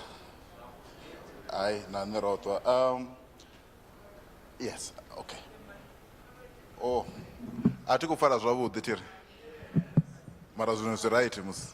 Okay. All right, Negazina is the Cheni Toka. I'm from the Gauteng Department of Sports, Arts, Culture and Recreation. I'm a Deputy Director for Geographical Names. I also act as a Deputy Director for Languages. I'll just go straight to the point because I'm under pressure, but I must break the record. So we do have a language unit in Gauteng. That language unit currently has 5 language practitioners and then 2 South African Sign Language interpreters. And we also have a Deputy Director who is currently acting as Director Heritage. That's why I'm acting on the other side as well. Then we have an Assistant Director, which is currently vacant. Hopefully it will be filled soon. As we go to the next page,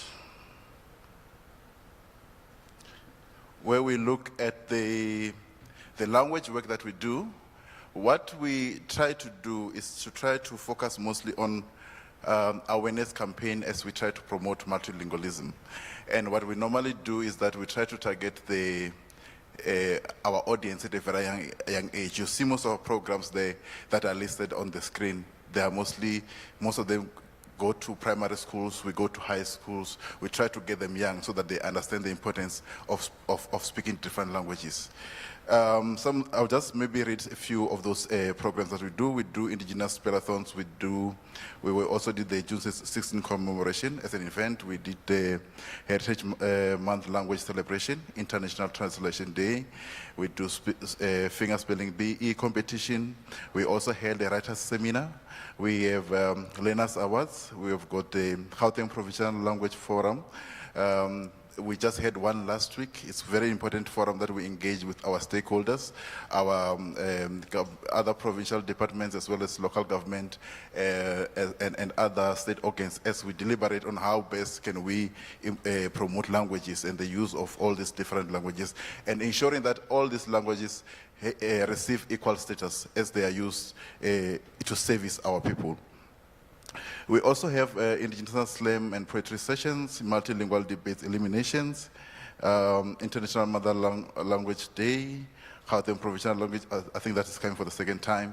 We also have South African language training for frontline, sign language training for frontline employees, which is very critical.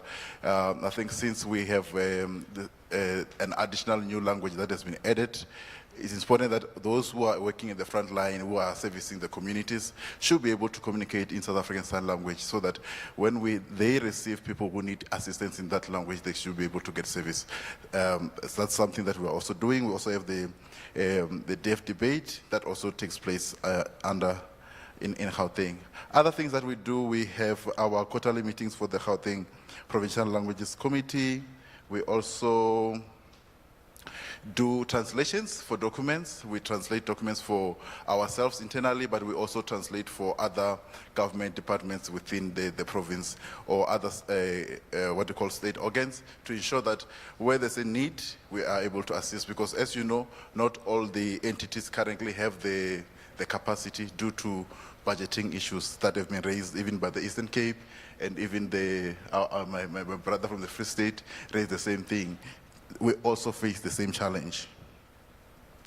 So in terms of the language policy, we do have the Gauteng Languages Act that's currently guiding us. We also have we're also working on finalization, but we've gazetted the regulations.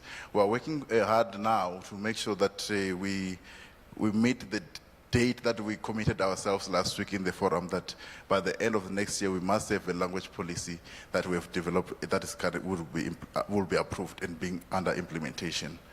And then in terms of the support that we may need, it's unfortunate the minister is not here. I was also going to say the same thing to him, to say, let's relook how languages are funded. I think the examples that were given by my sister from the Eastern Cape are also the same in Gauteng. You've got libraries, they've got a grant, so they're able to run all their programs throughout the year with no problem. You've got sports, they've got a grant, they run their programs throughout the year without any challenges. But come to language services, there's no grant. And when there are budget cuts, we are the first target. So they take from us, then we are left with nothing. Then we can't implement all these programs that we want to do. So if we're really serious about promoting languages, especially these indigenous languages that have been overlooked for so long, we want to develop them so that they can be used in science, so that they can be used in technology, so that our kids can learn maths, geography, physical science in their home languages. If we want to do that, we'll need to relook how we support languages and how we budget for languages in provinces. So, how are we currently dealing with South African Sign Language? Well, like I've said earlier, we've hired 2 South African Sign Language interpreters in this current financial year. They assist us, Evan, 1 minute. So they assist us internally when we have got internal programs. They also assist with other GPG departments when they have got programs that need sign language. And we also work closely with PenSlab where we need assistance as well. PenSlab, sorry. Hey, is that 1 minute? So in terms of the best practices, one of the things that we're doing at the current moment, because of this challenge of funding, is to try and collaborate as much as we can with other government departments so that even sometimes even higher education institutions, so that we're able to run some of the programs that we want to do to run. But without these collaborations, that list that I was showing earlier will be very short because we don't have funds. I think I still have 2 seconds maybe or so. So I think with that, I've come to the end of the presentation. Thank you very much.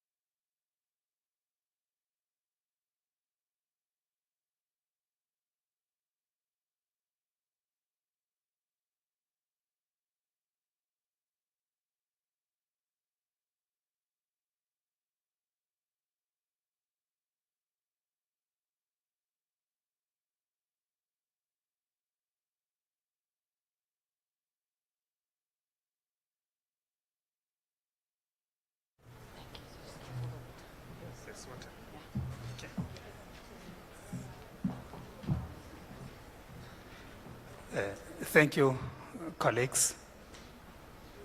So I'm Chief Iwan Pepe, Deputy Director for Translation, Interpreting and Editorial Services in Limpopo's Department of Sport, Arts and Culture. Okay, you can move on to the next slide. Just go to the fourth one. Oh, yeah, just go back. Okay, in Limpopo, there is distribution of languages as per households. We have got 55% for Sipeli, 17% for both Xitsonga and Chivenda, 17.4, 17.3. We also have the third language, which is Afrikaans, followed by, we now have Shona at number 5 at 1.6%. You can move to the next slide. We have a structure. Under our Chief Directorate, we have got library services, which is headed by a director. There is language services. There is a vacancy there. We only have acting director at the moment. We also have arts and culture, which is also headed by a director. We have got museum and heritage, headed by a director, as well as, there are 4. Thank you. Next slide. In language services, we have got 3 main functions. We have got translation, interpreting, and editorial services. The second one is literature and research. Then the third one is terminology development. You'll check there, the director, there is vacancy there. There is a deputy director for translation. There is deputy director for literature promotion. Then for terminology development, there is vacancy. We have language practitioners for different languages. In Limpopo, we've got 7 official languages, including South African Sign Language. We have got 2 language practitioners for Chivenda, 1 for isiNdebele, 1 for Xitsonga, and 1 for Sipedi. That's for translation. Under literature and research, we have got 2 language practitioners and a chief language practitioner who is an assistant director. In terminology development, we have got assistant director, chief language practitioner, and there is no language practitioner under that function. We can move to the next slide. The next one, that one I won't waste time.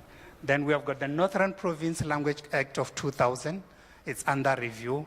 We also have the Limpopo Language Policy Framework. It's also under review. Next one. You can move to the next slide. Next one. I've already summarized those functions. The next slide. Next slide, please. Okay. 2023, those are the highlights. 2023-24, we translated 35 documents, 13 Chivenda, 11 Xitsonga, 10 Sipeli, 1 Afrikaans, 1 isiNdebele. Next slide. We developed research terminology into those languages, isiNdebele, Chivenda, Xitsonga, and Chivenda. We held or hosted the Literary Awards ceremony. We received 140 manuscripts, 43 for Sipedi, 37 English, 23 Xitsonga, 23 Chivenda, 9 isiNdebele, and 5 Afrikaans. The next one. The literary awards, we awarded the number 1s, 23,000 for the indigenous languages for Chivenda, Xitsonga, Sipeli, and isiNdebele. Number 2, 17,000. then Isindebele 13,000. For English and Africans, number 1, it was 20,000 each, then number 2, 17, then the other ones. We also awarded the best radio drama writers for the Limpopo Combo Tobel FM, Mungana Lonene, and Para Para FM. Each recipient got 20,000 rand. Next one. 2023 highlights South African Sign Language Interpreting Services. We conducted 10 of them. We also trained 60 parents, siblings, and caregivers of deaf learners. We trained them basic South African Sign Language. So at the moment, we are still finalizing job description for South African Sign Language interpreters. And in fact, we should have already appointed, but we got a challenge. We wanted to advertise for South African Sign Language interpreters. But the question came to say, why South African Sign Language interpreters and not the language? So it means we are still discussing, we need to have South African Sign Language interpreters, but we also need language practitioners for South African Sign Language. That made us not to move with speed, but we are now working on the job descriptions of those two positions. We hosted 16 multilingualism campaigns. We also participate in partnership with library services in our department in the Fundam Zanzi Championship. The winners, our provincial winners, when they come back to the province, we also award them, we awarded them each 20,000 rand, those 3 clubs. We can move to the next slide.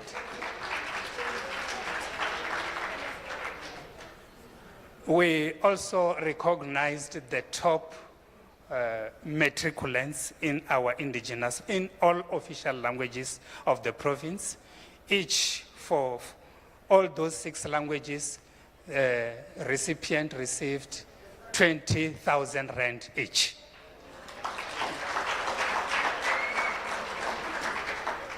So what has worked for us is cooperation between ourselves and library services in promoting languages.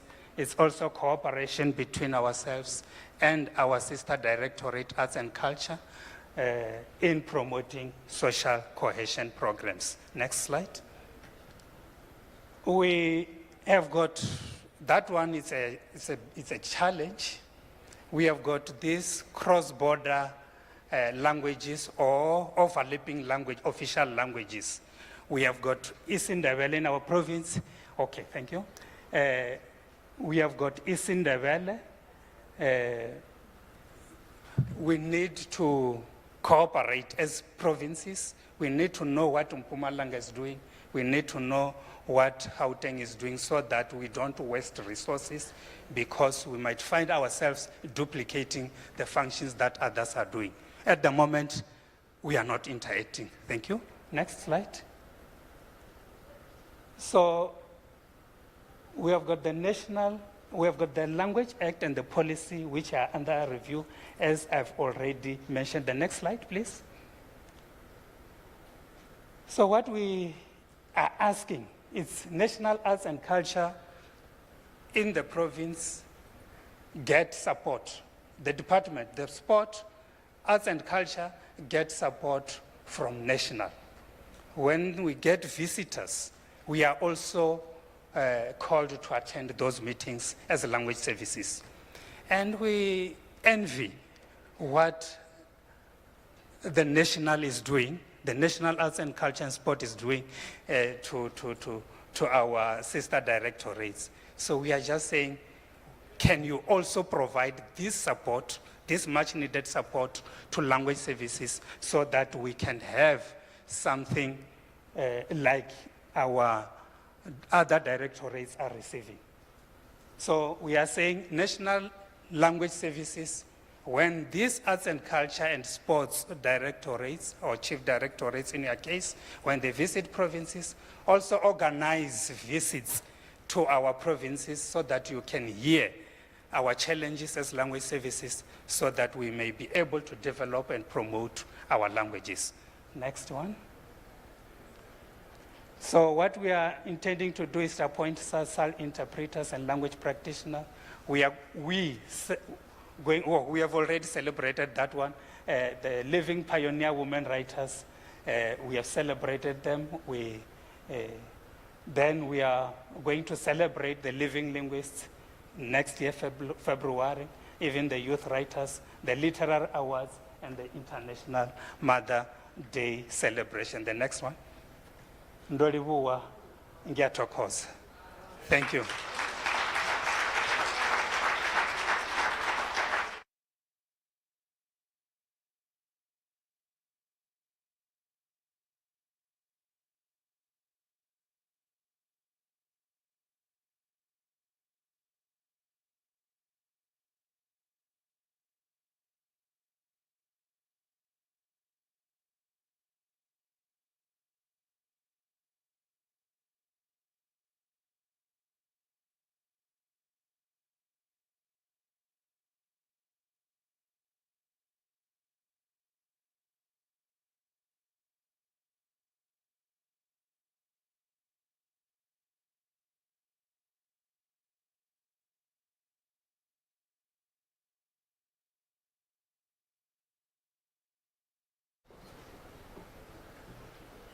Afternoon, colleagues.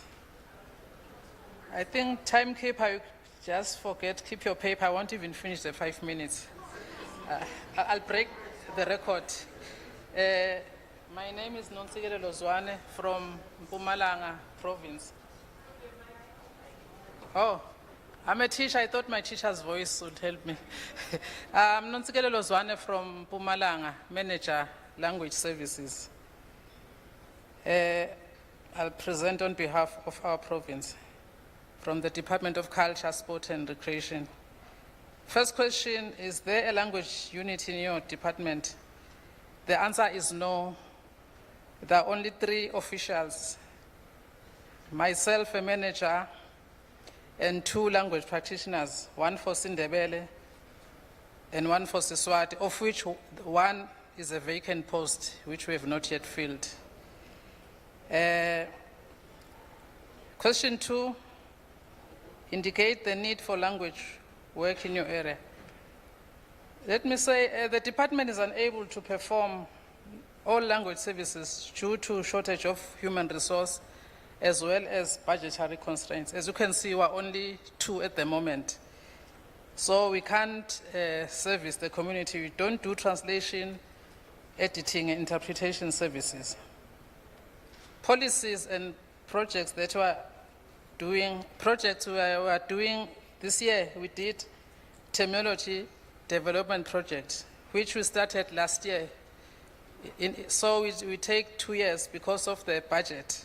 So we started the terminology project last financial year, and then we concluded it this year. We also do literature exhibitions during public events, and also Africa Day language activities in school in collaborations with the Department of Education to celebrate Africa Day in schools during the month of May, which is Africa Month. We've also established a provincial language forum last week on Wednesday, 30 October 2024. That's the achievement. Language policy is available. We do have a language policy. Don't ask any other questions about the policy.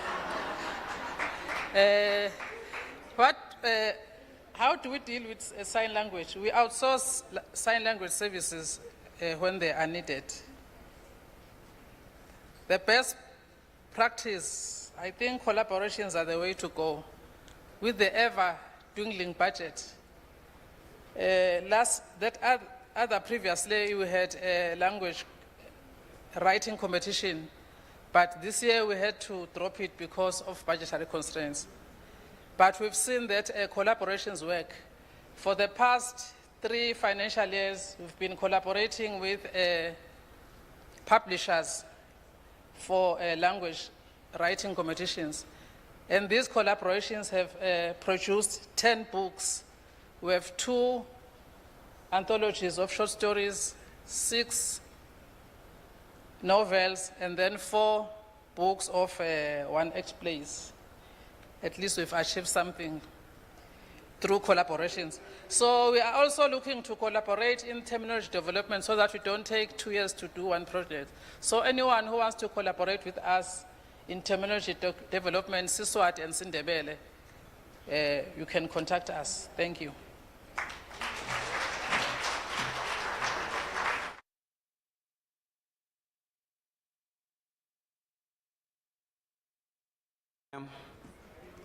Ma'am, turn around and look at me. You are blessed. Blessed are those. Thank you very much for keeping your time. Your passport to the next event is stamped. On that note, I will request Northern Cape to come to the 4th.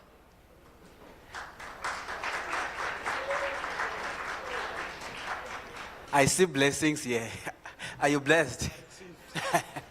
I receive.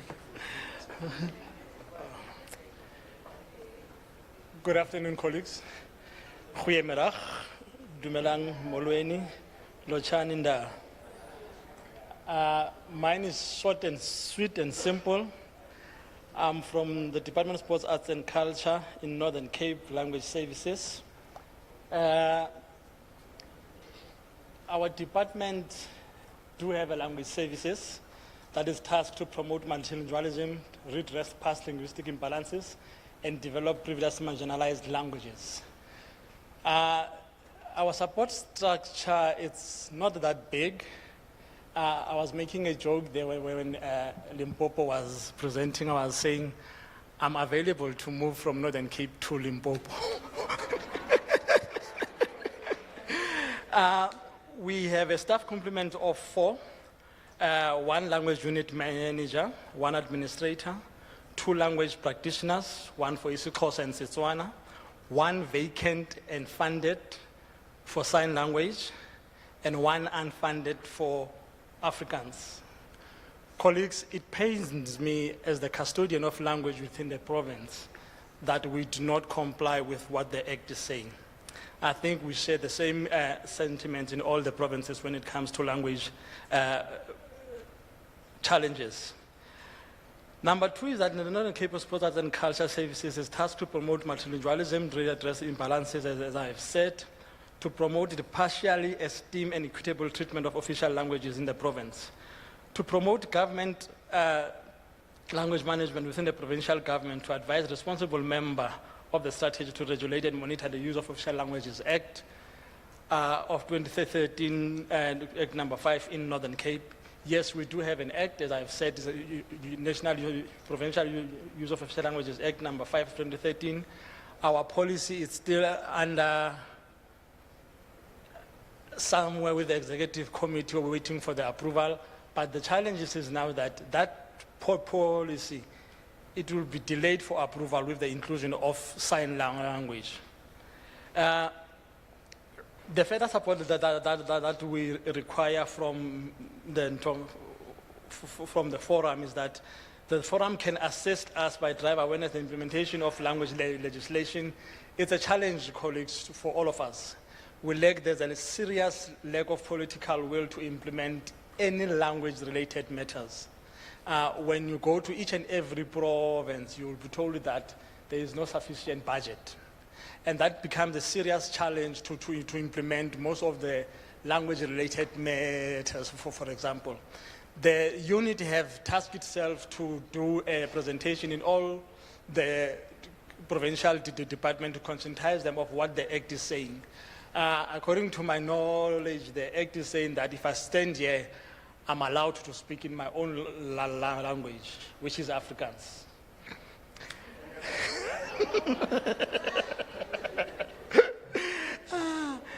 The province purely working on the basis of Northern Cape's Official Languages Act, as I've mentioned. However, for the past few years, the unit has been training provincial departmental frontline officials in two forms of training. One we call basic sign language training that was facilitated by one of our officials who went on pension. The second one we call it basic language proficiency training. In Northern Cape, we have what we called a language laboratory. That language laboratory is installed with a software called Afrolingo that has all the 11 official languages. What the software does, remember I said it's a basic language proficiency training. What the software does, it gives you two forms of learning that particular language, the way the words are written, and the second one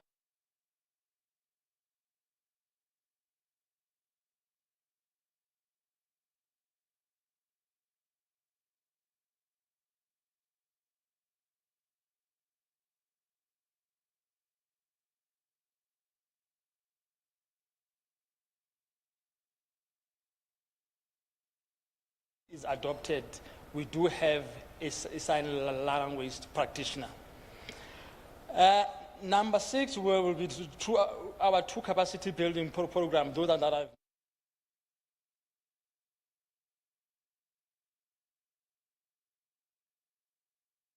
signed 2 MOA in promoting our Khoi Namasen languages.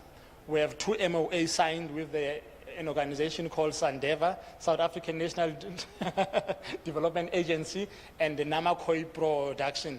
We're hoping to sign another 2 MOA by the end of financial year, which will be emphasized mainly on the Ngu and the Khoi. We also have what we call a twinning agreement that was signed many years ago. The agreement is between the Karas region and the Northern Cape, which assist the province in making sure that the province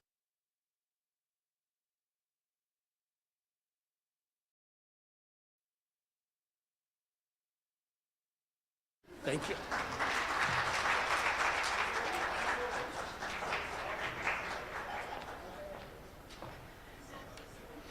Trust me when I prophesy, my prophecy just come true. If you don't trust that, can I prophesy about you, my sister? Can I prophesy about you? I don't know you, but one thing the prophecy is telling me is that your mother is a woman. Can I go deeper? After the session, I will go deeper. All right. Next one, we have got Northwest Province coming to the 4th. Let's clap hands for Northwest Province. As Northwest is coming here, just to will be addressed tomorrow in respect of time. So keep your smile bright until we finish this program. Northwest, thank you very much. I see the prophecy here again. What's happening? You'll be on time.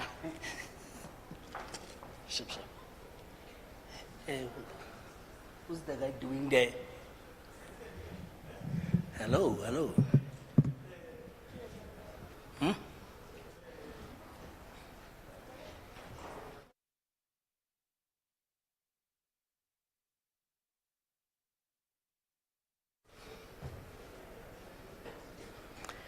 Sorry for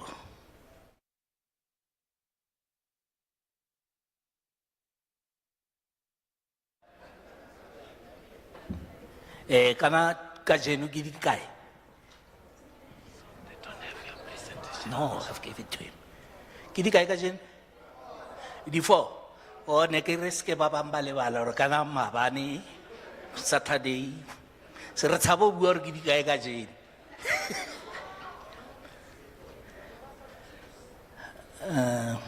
No, I did submit it in the morning, and then my brother was responsible for the transfer of it from my USB into his mainframe. let me come in with my preamble as they are still busy looking for lost and not found. I was impressed by before. Okay, my name is Ben Nkrumani. I am the principal language practitioner in Northwest, and I am responsible for the district of Bojanala. There are 4 districts in Bokonibu Prima or Northwest, and those districts is Bojanala, Ngakamudiri Mulema, Dr. KK, and Muhumu.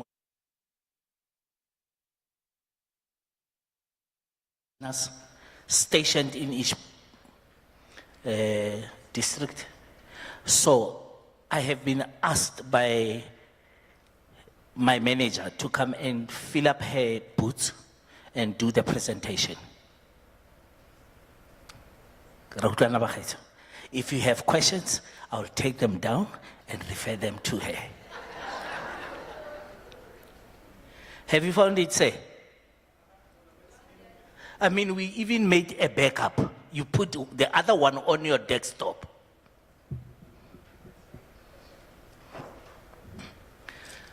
I've got one on my USB. Maybe we can recover that one. I don't know what's happening, but guys, you shouldn't freeze when Northwest go upstage. No. It can't happen like that.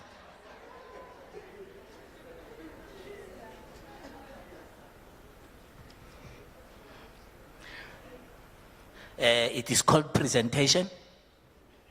No, not Western Cape. You see now. Not the Western Cape, please. Northwest. Maybe the problem is language. Northwest or Bokonibu Pirima.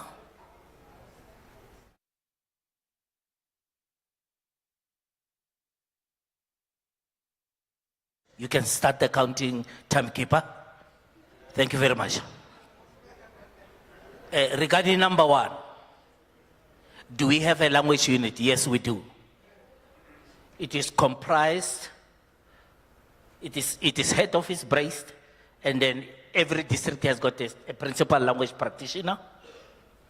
Head office, we have got 2 chief language practitioners.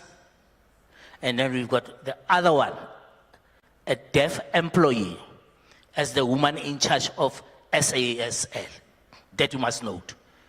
We don't employ people who speak to do sign language. No. We give it to the deaf people. So you've got a chief language practitioner, competent enough, naturally, to do this SASL. I have said the 4 language practitioners, the principal ones, are stationed in 4 districts. Yes, we do have a language unit. Indicate the need for language work in your area. We do a lot of translation from English into Setswana, from other departments. And most importantly, we have got a policy and monitoring division in our department. So policies such as the POPI Act, SHEC, all those policies, we translate them into Setswana for the benefit of all employees in the department, not in the Directorate of Sign Language.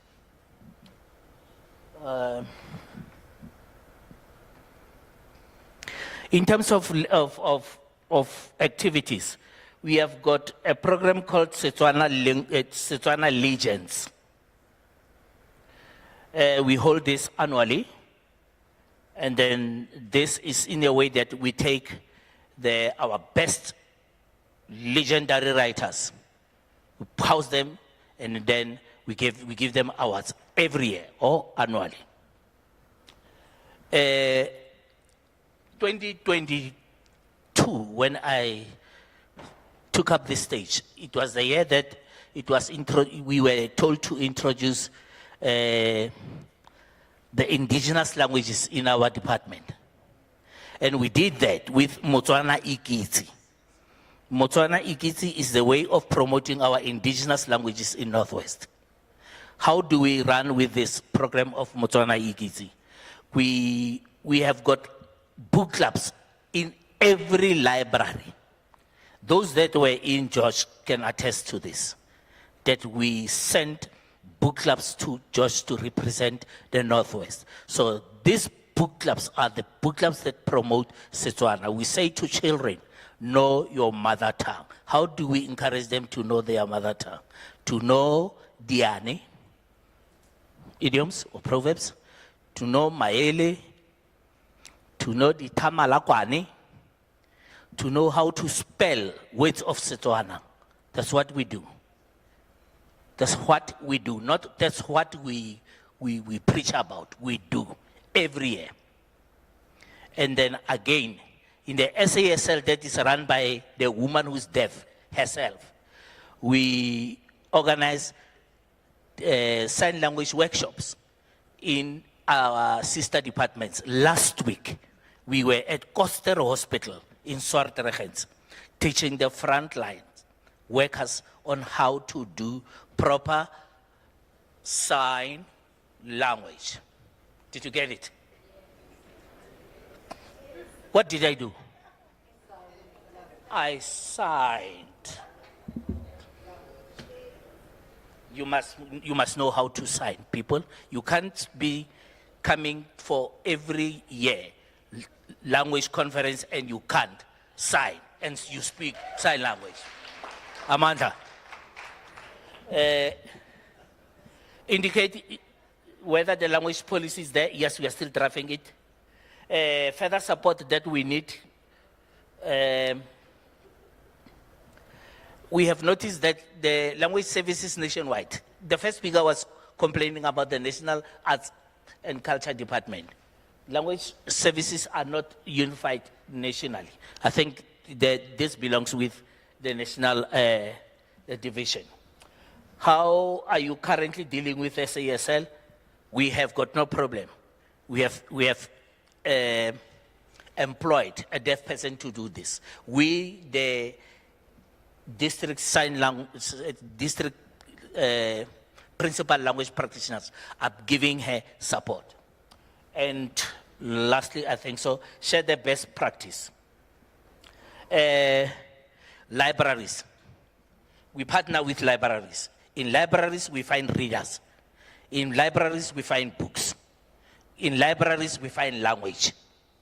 That's what we are doing with the libraries in Northwest. And that's where books clubs are. And that's where language is growing. I thank you.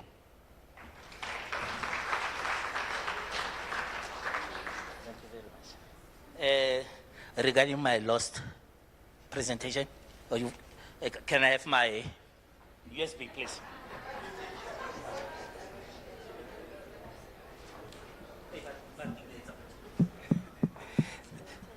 Thank you very much. That was straight on point. Last but not least, I will request Western Cape.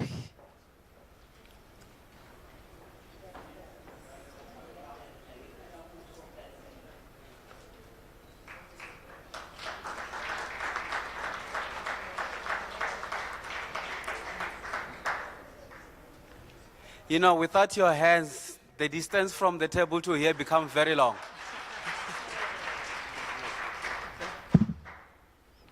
Good afternoon, everyone. Can you hear me?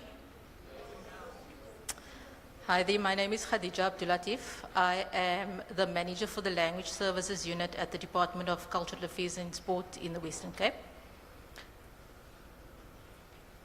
In terms of the structure of a language unit, so firstly, we do have a language unit. We have 10 staff in the language unit. This is the manager. Then we have 2 subcomponents. The one subcomponent deals with Afrikaans, and the other subcomponent deals with isiXhosa. So the Afrikaans subcomponent, we have an Afrikaans chief language practitioner, and there are 2 Afrikaans language practitioners reporting to her. Basically, the chief language practitioner's responsibility is quality assurance as well as allocating work to the Afrikaans language practitioners. In terms of the isiXhosa chief language practitioner, there are 3 persons reporting to him, and the same applies. They are responsible, the chief language practitioners that is, they're responsible for quality assurance, management, and many other things relating to management. We also have a language practitioner that deals with projects as well as the support to the language committee in terms of being the secretariat. And then we have an admin clerk who's a very important person in our unit because we deal with a lot of procurement from the various departments. We actually support 13 departments within the Western Cape.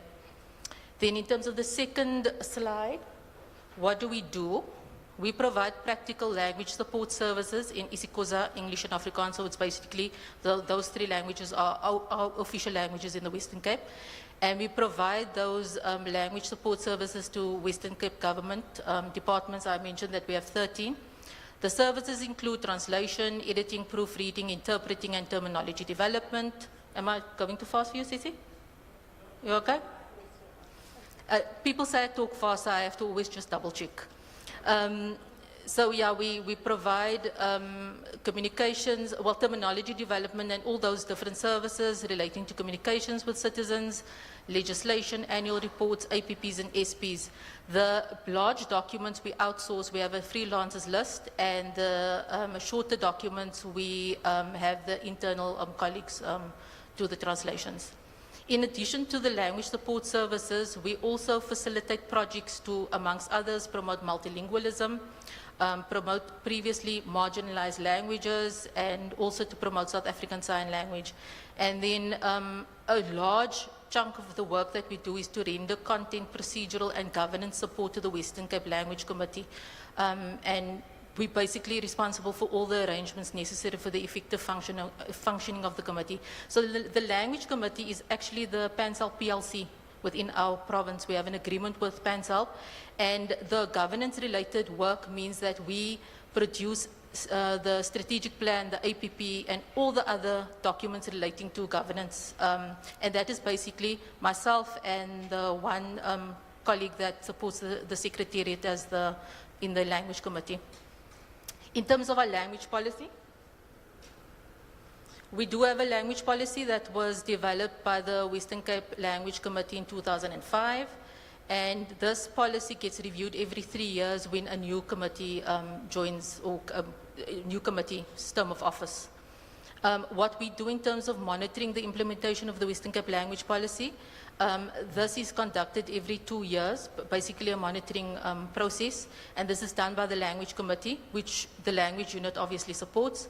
And what the process that unfolds is the monitoring, it forms part of the assessment of departments' adherence to the language policy through empirical observation. So the persons who are doing the assessment will go and check various departments to see if the signage is in the 3 official languages. They conduct interviews with staff, and they also collect data. And then ultimately the report of the findings is then shared with the various departments, asking them to peruse the report and also to improve where it's necessary. In terms of highlights of activities and events and projects, these are just some of the projects that we've been involved in. The one is the Khoi Sign Language promotion, where we distribute Teach Yourself Nama booklets and USB, which were developed by the Western Cape Language Committee a couple of years ago. We also partner with different cultural councils that are attached to our Western Cape Cultural Commission within the department. And this we do through the promotion of Kwekwe Govap through their programs. And previously, we also collaborated with the University of Cape Town, where a cohort of citizens were provided with Kwekwe Govap training. and this was done by a NAMA expert from Namibia. In addition, we have also collaborated and partnered with the University of the Western Cape with the development of a trilingual dictionary of CAPS, which is currently, they are busy finalizing that dictionary. And then what we are very proud of is our translations of the sports booklets, which we have done in isiXhosa, and we've collaborated with the language unit as well as our sports component. To date, we have translated the chess rule book, the cricket rule book, netball, boxing and cycling. We're busy with the tennis now. So but basically what happens is we take it through a whole process.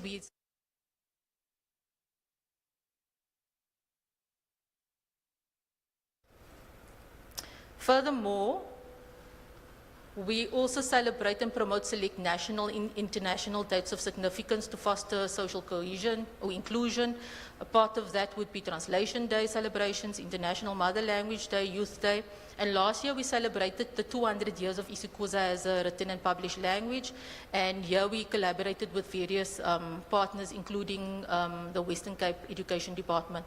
1 minute, sure. And then we also adjudicate.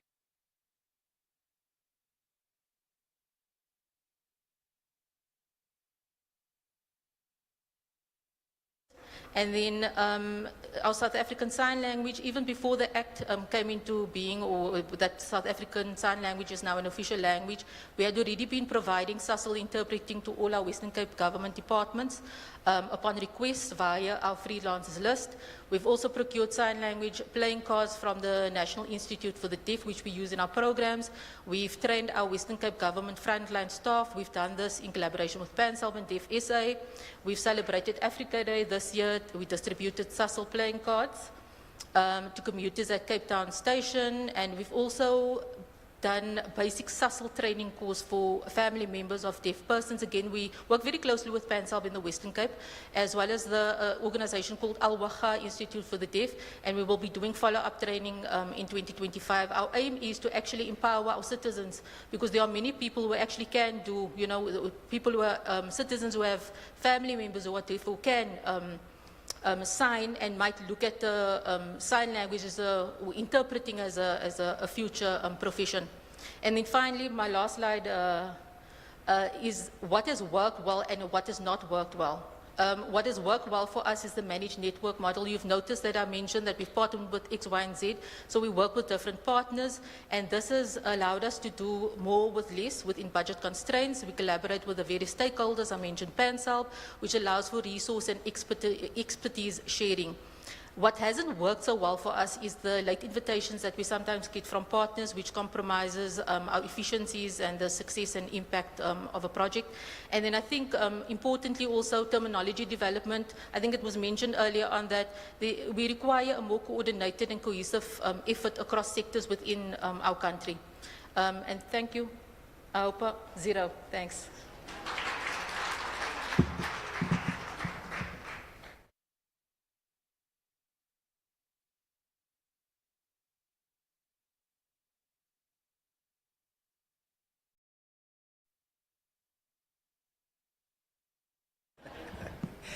Your ticket to the next event is stamped. Thank you very much. I understand that today I wasn't the most popular or the most famous guy because of my cards that I was flashing there, most especially to the speakers, but be that it is may.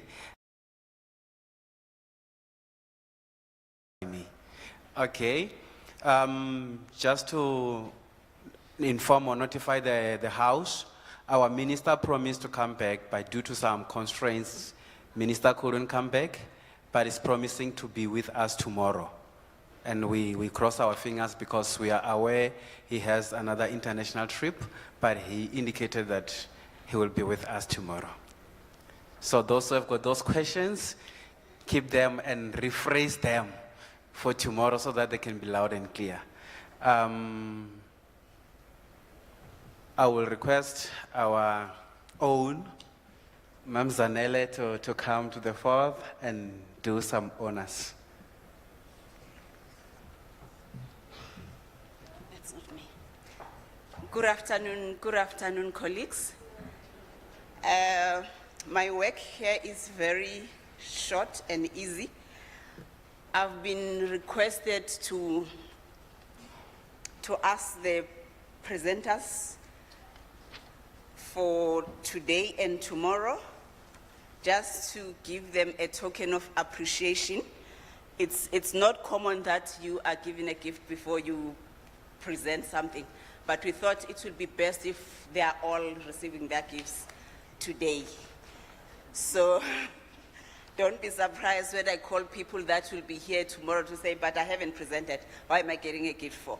So we thought everybody from the program should at least be together. When they take a picture, they will take a picture together. So I have a list of all those people who are in the program, and I noticed that some of them have left, but will keep their gifts.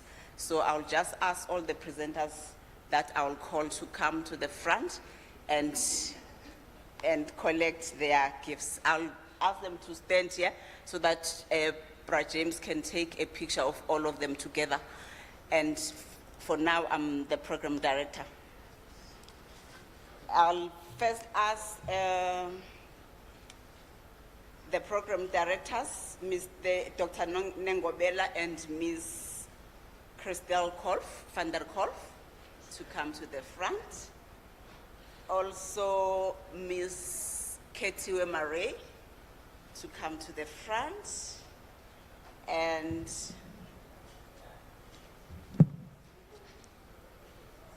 Ms. N. Wochela also to come to the front. Mr. C. Elimpilo Tabete.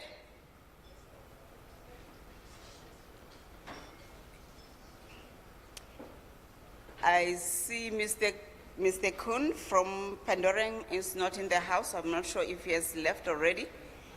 Also, Prof. Langa Kumalo to come to the front.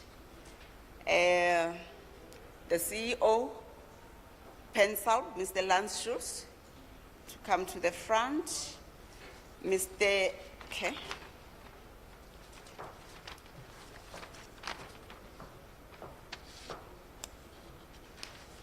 Here's the day 2 program.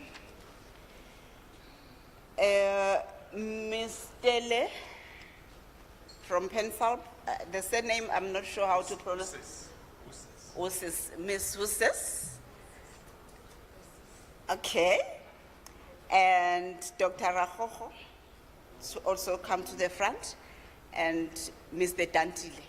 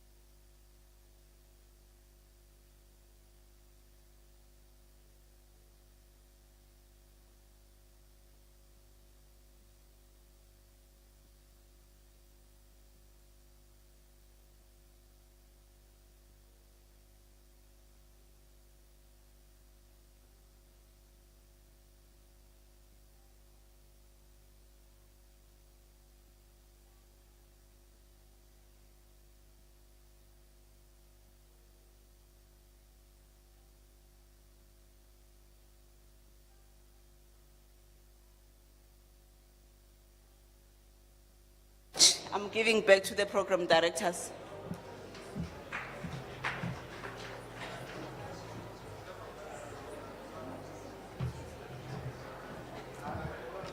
All right. Sorry.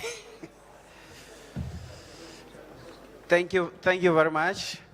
As we conclude our program, I'd like to remind us that, are we still together? If you're happy and you know it, clap your hands. If you're happy and you know it, clap your hands. If you're happy and you know it, you really wanna show it.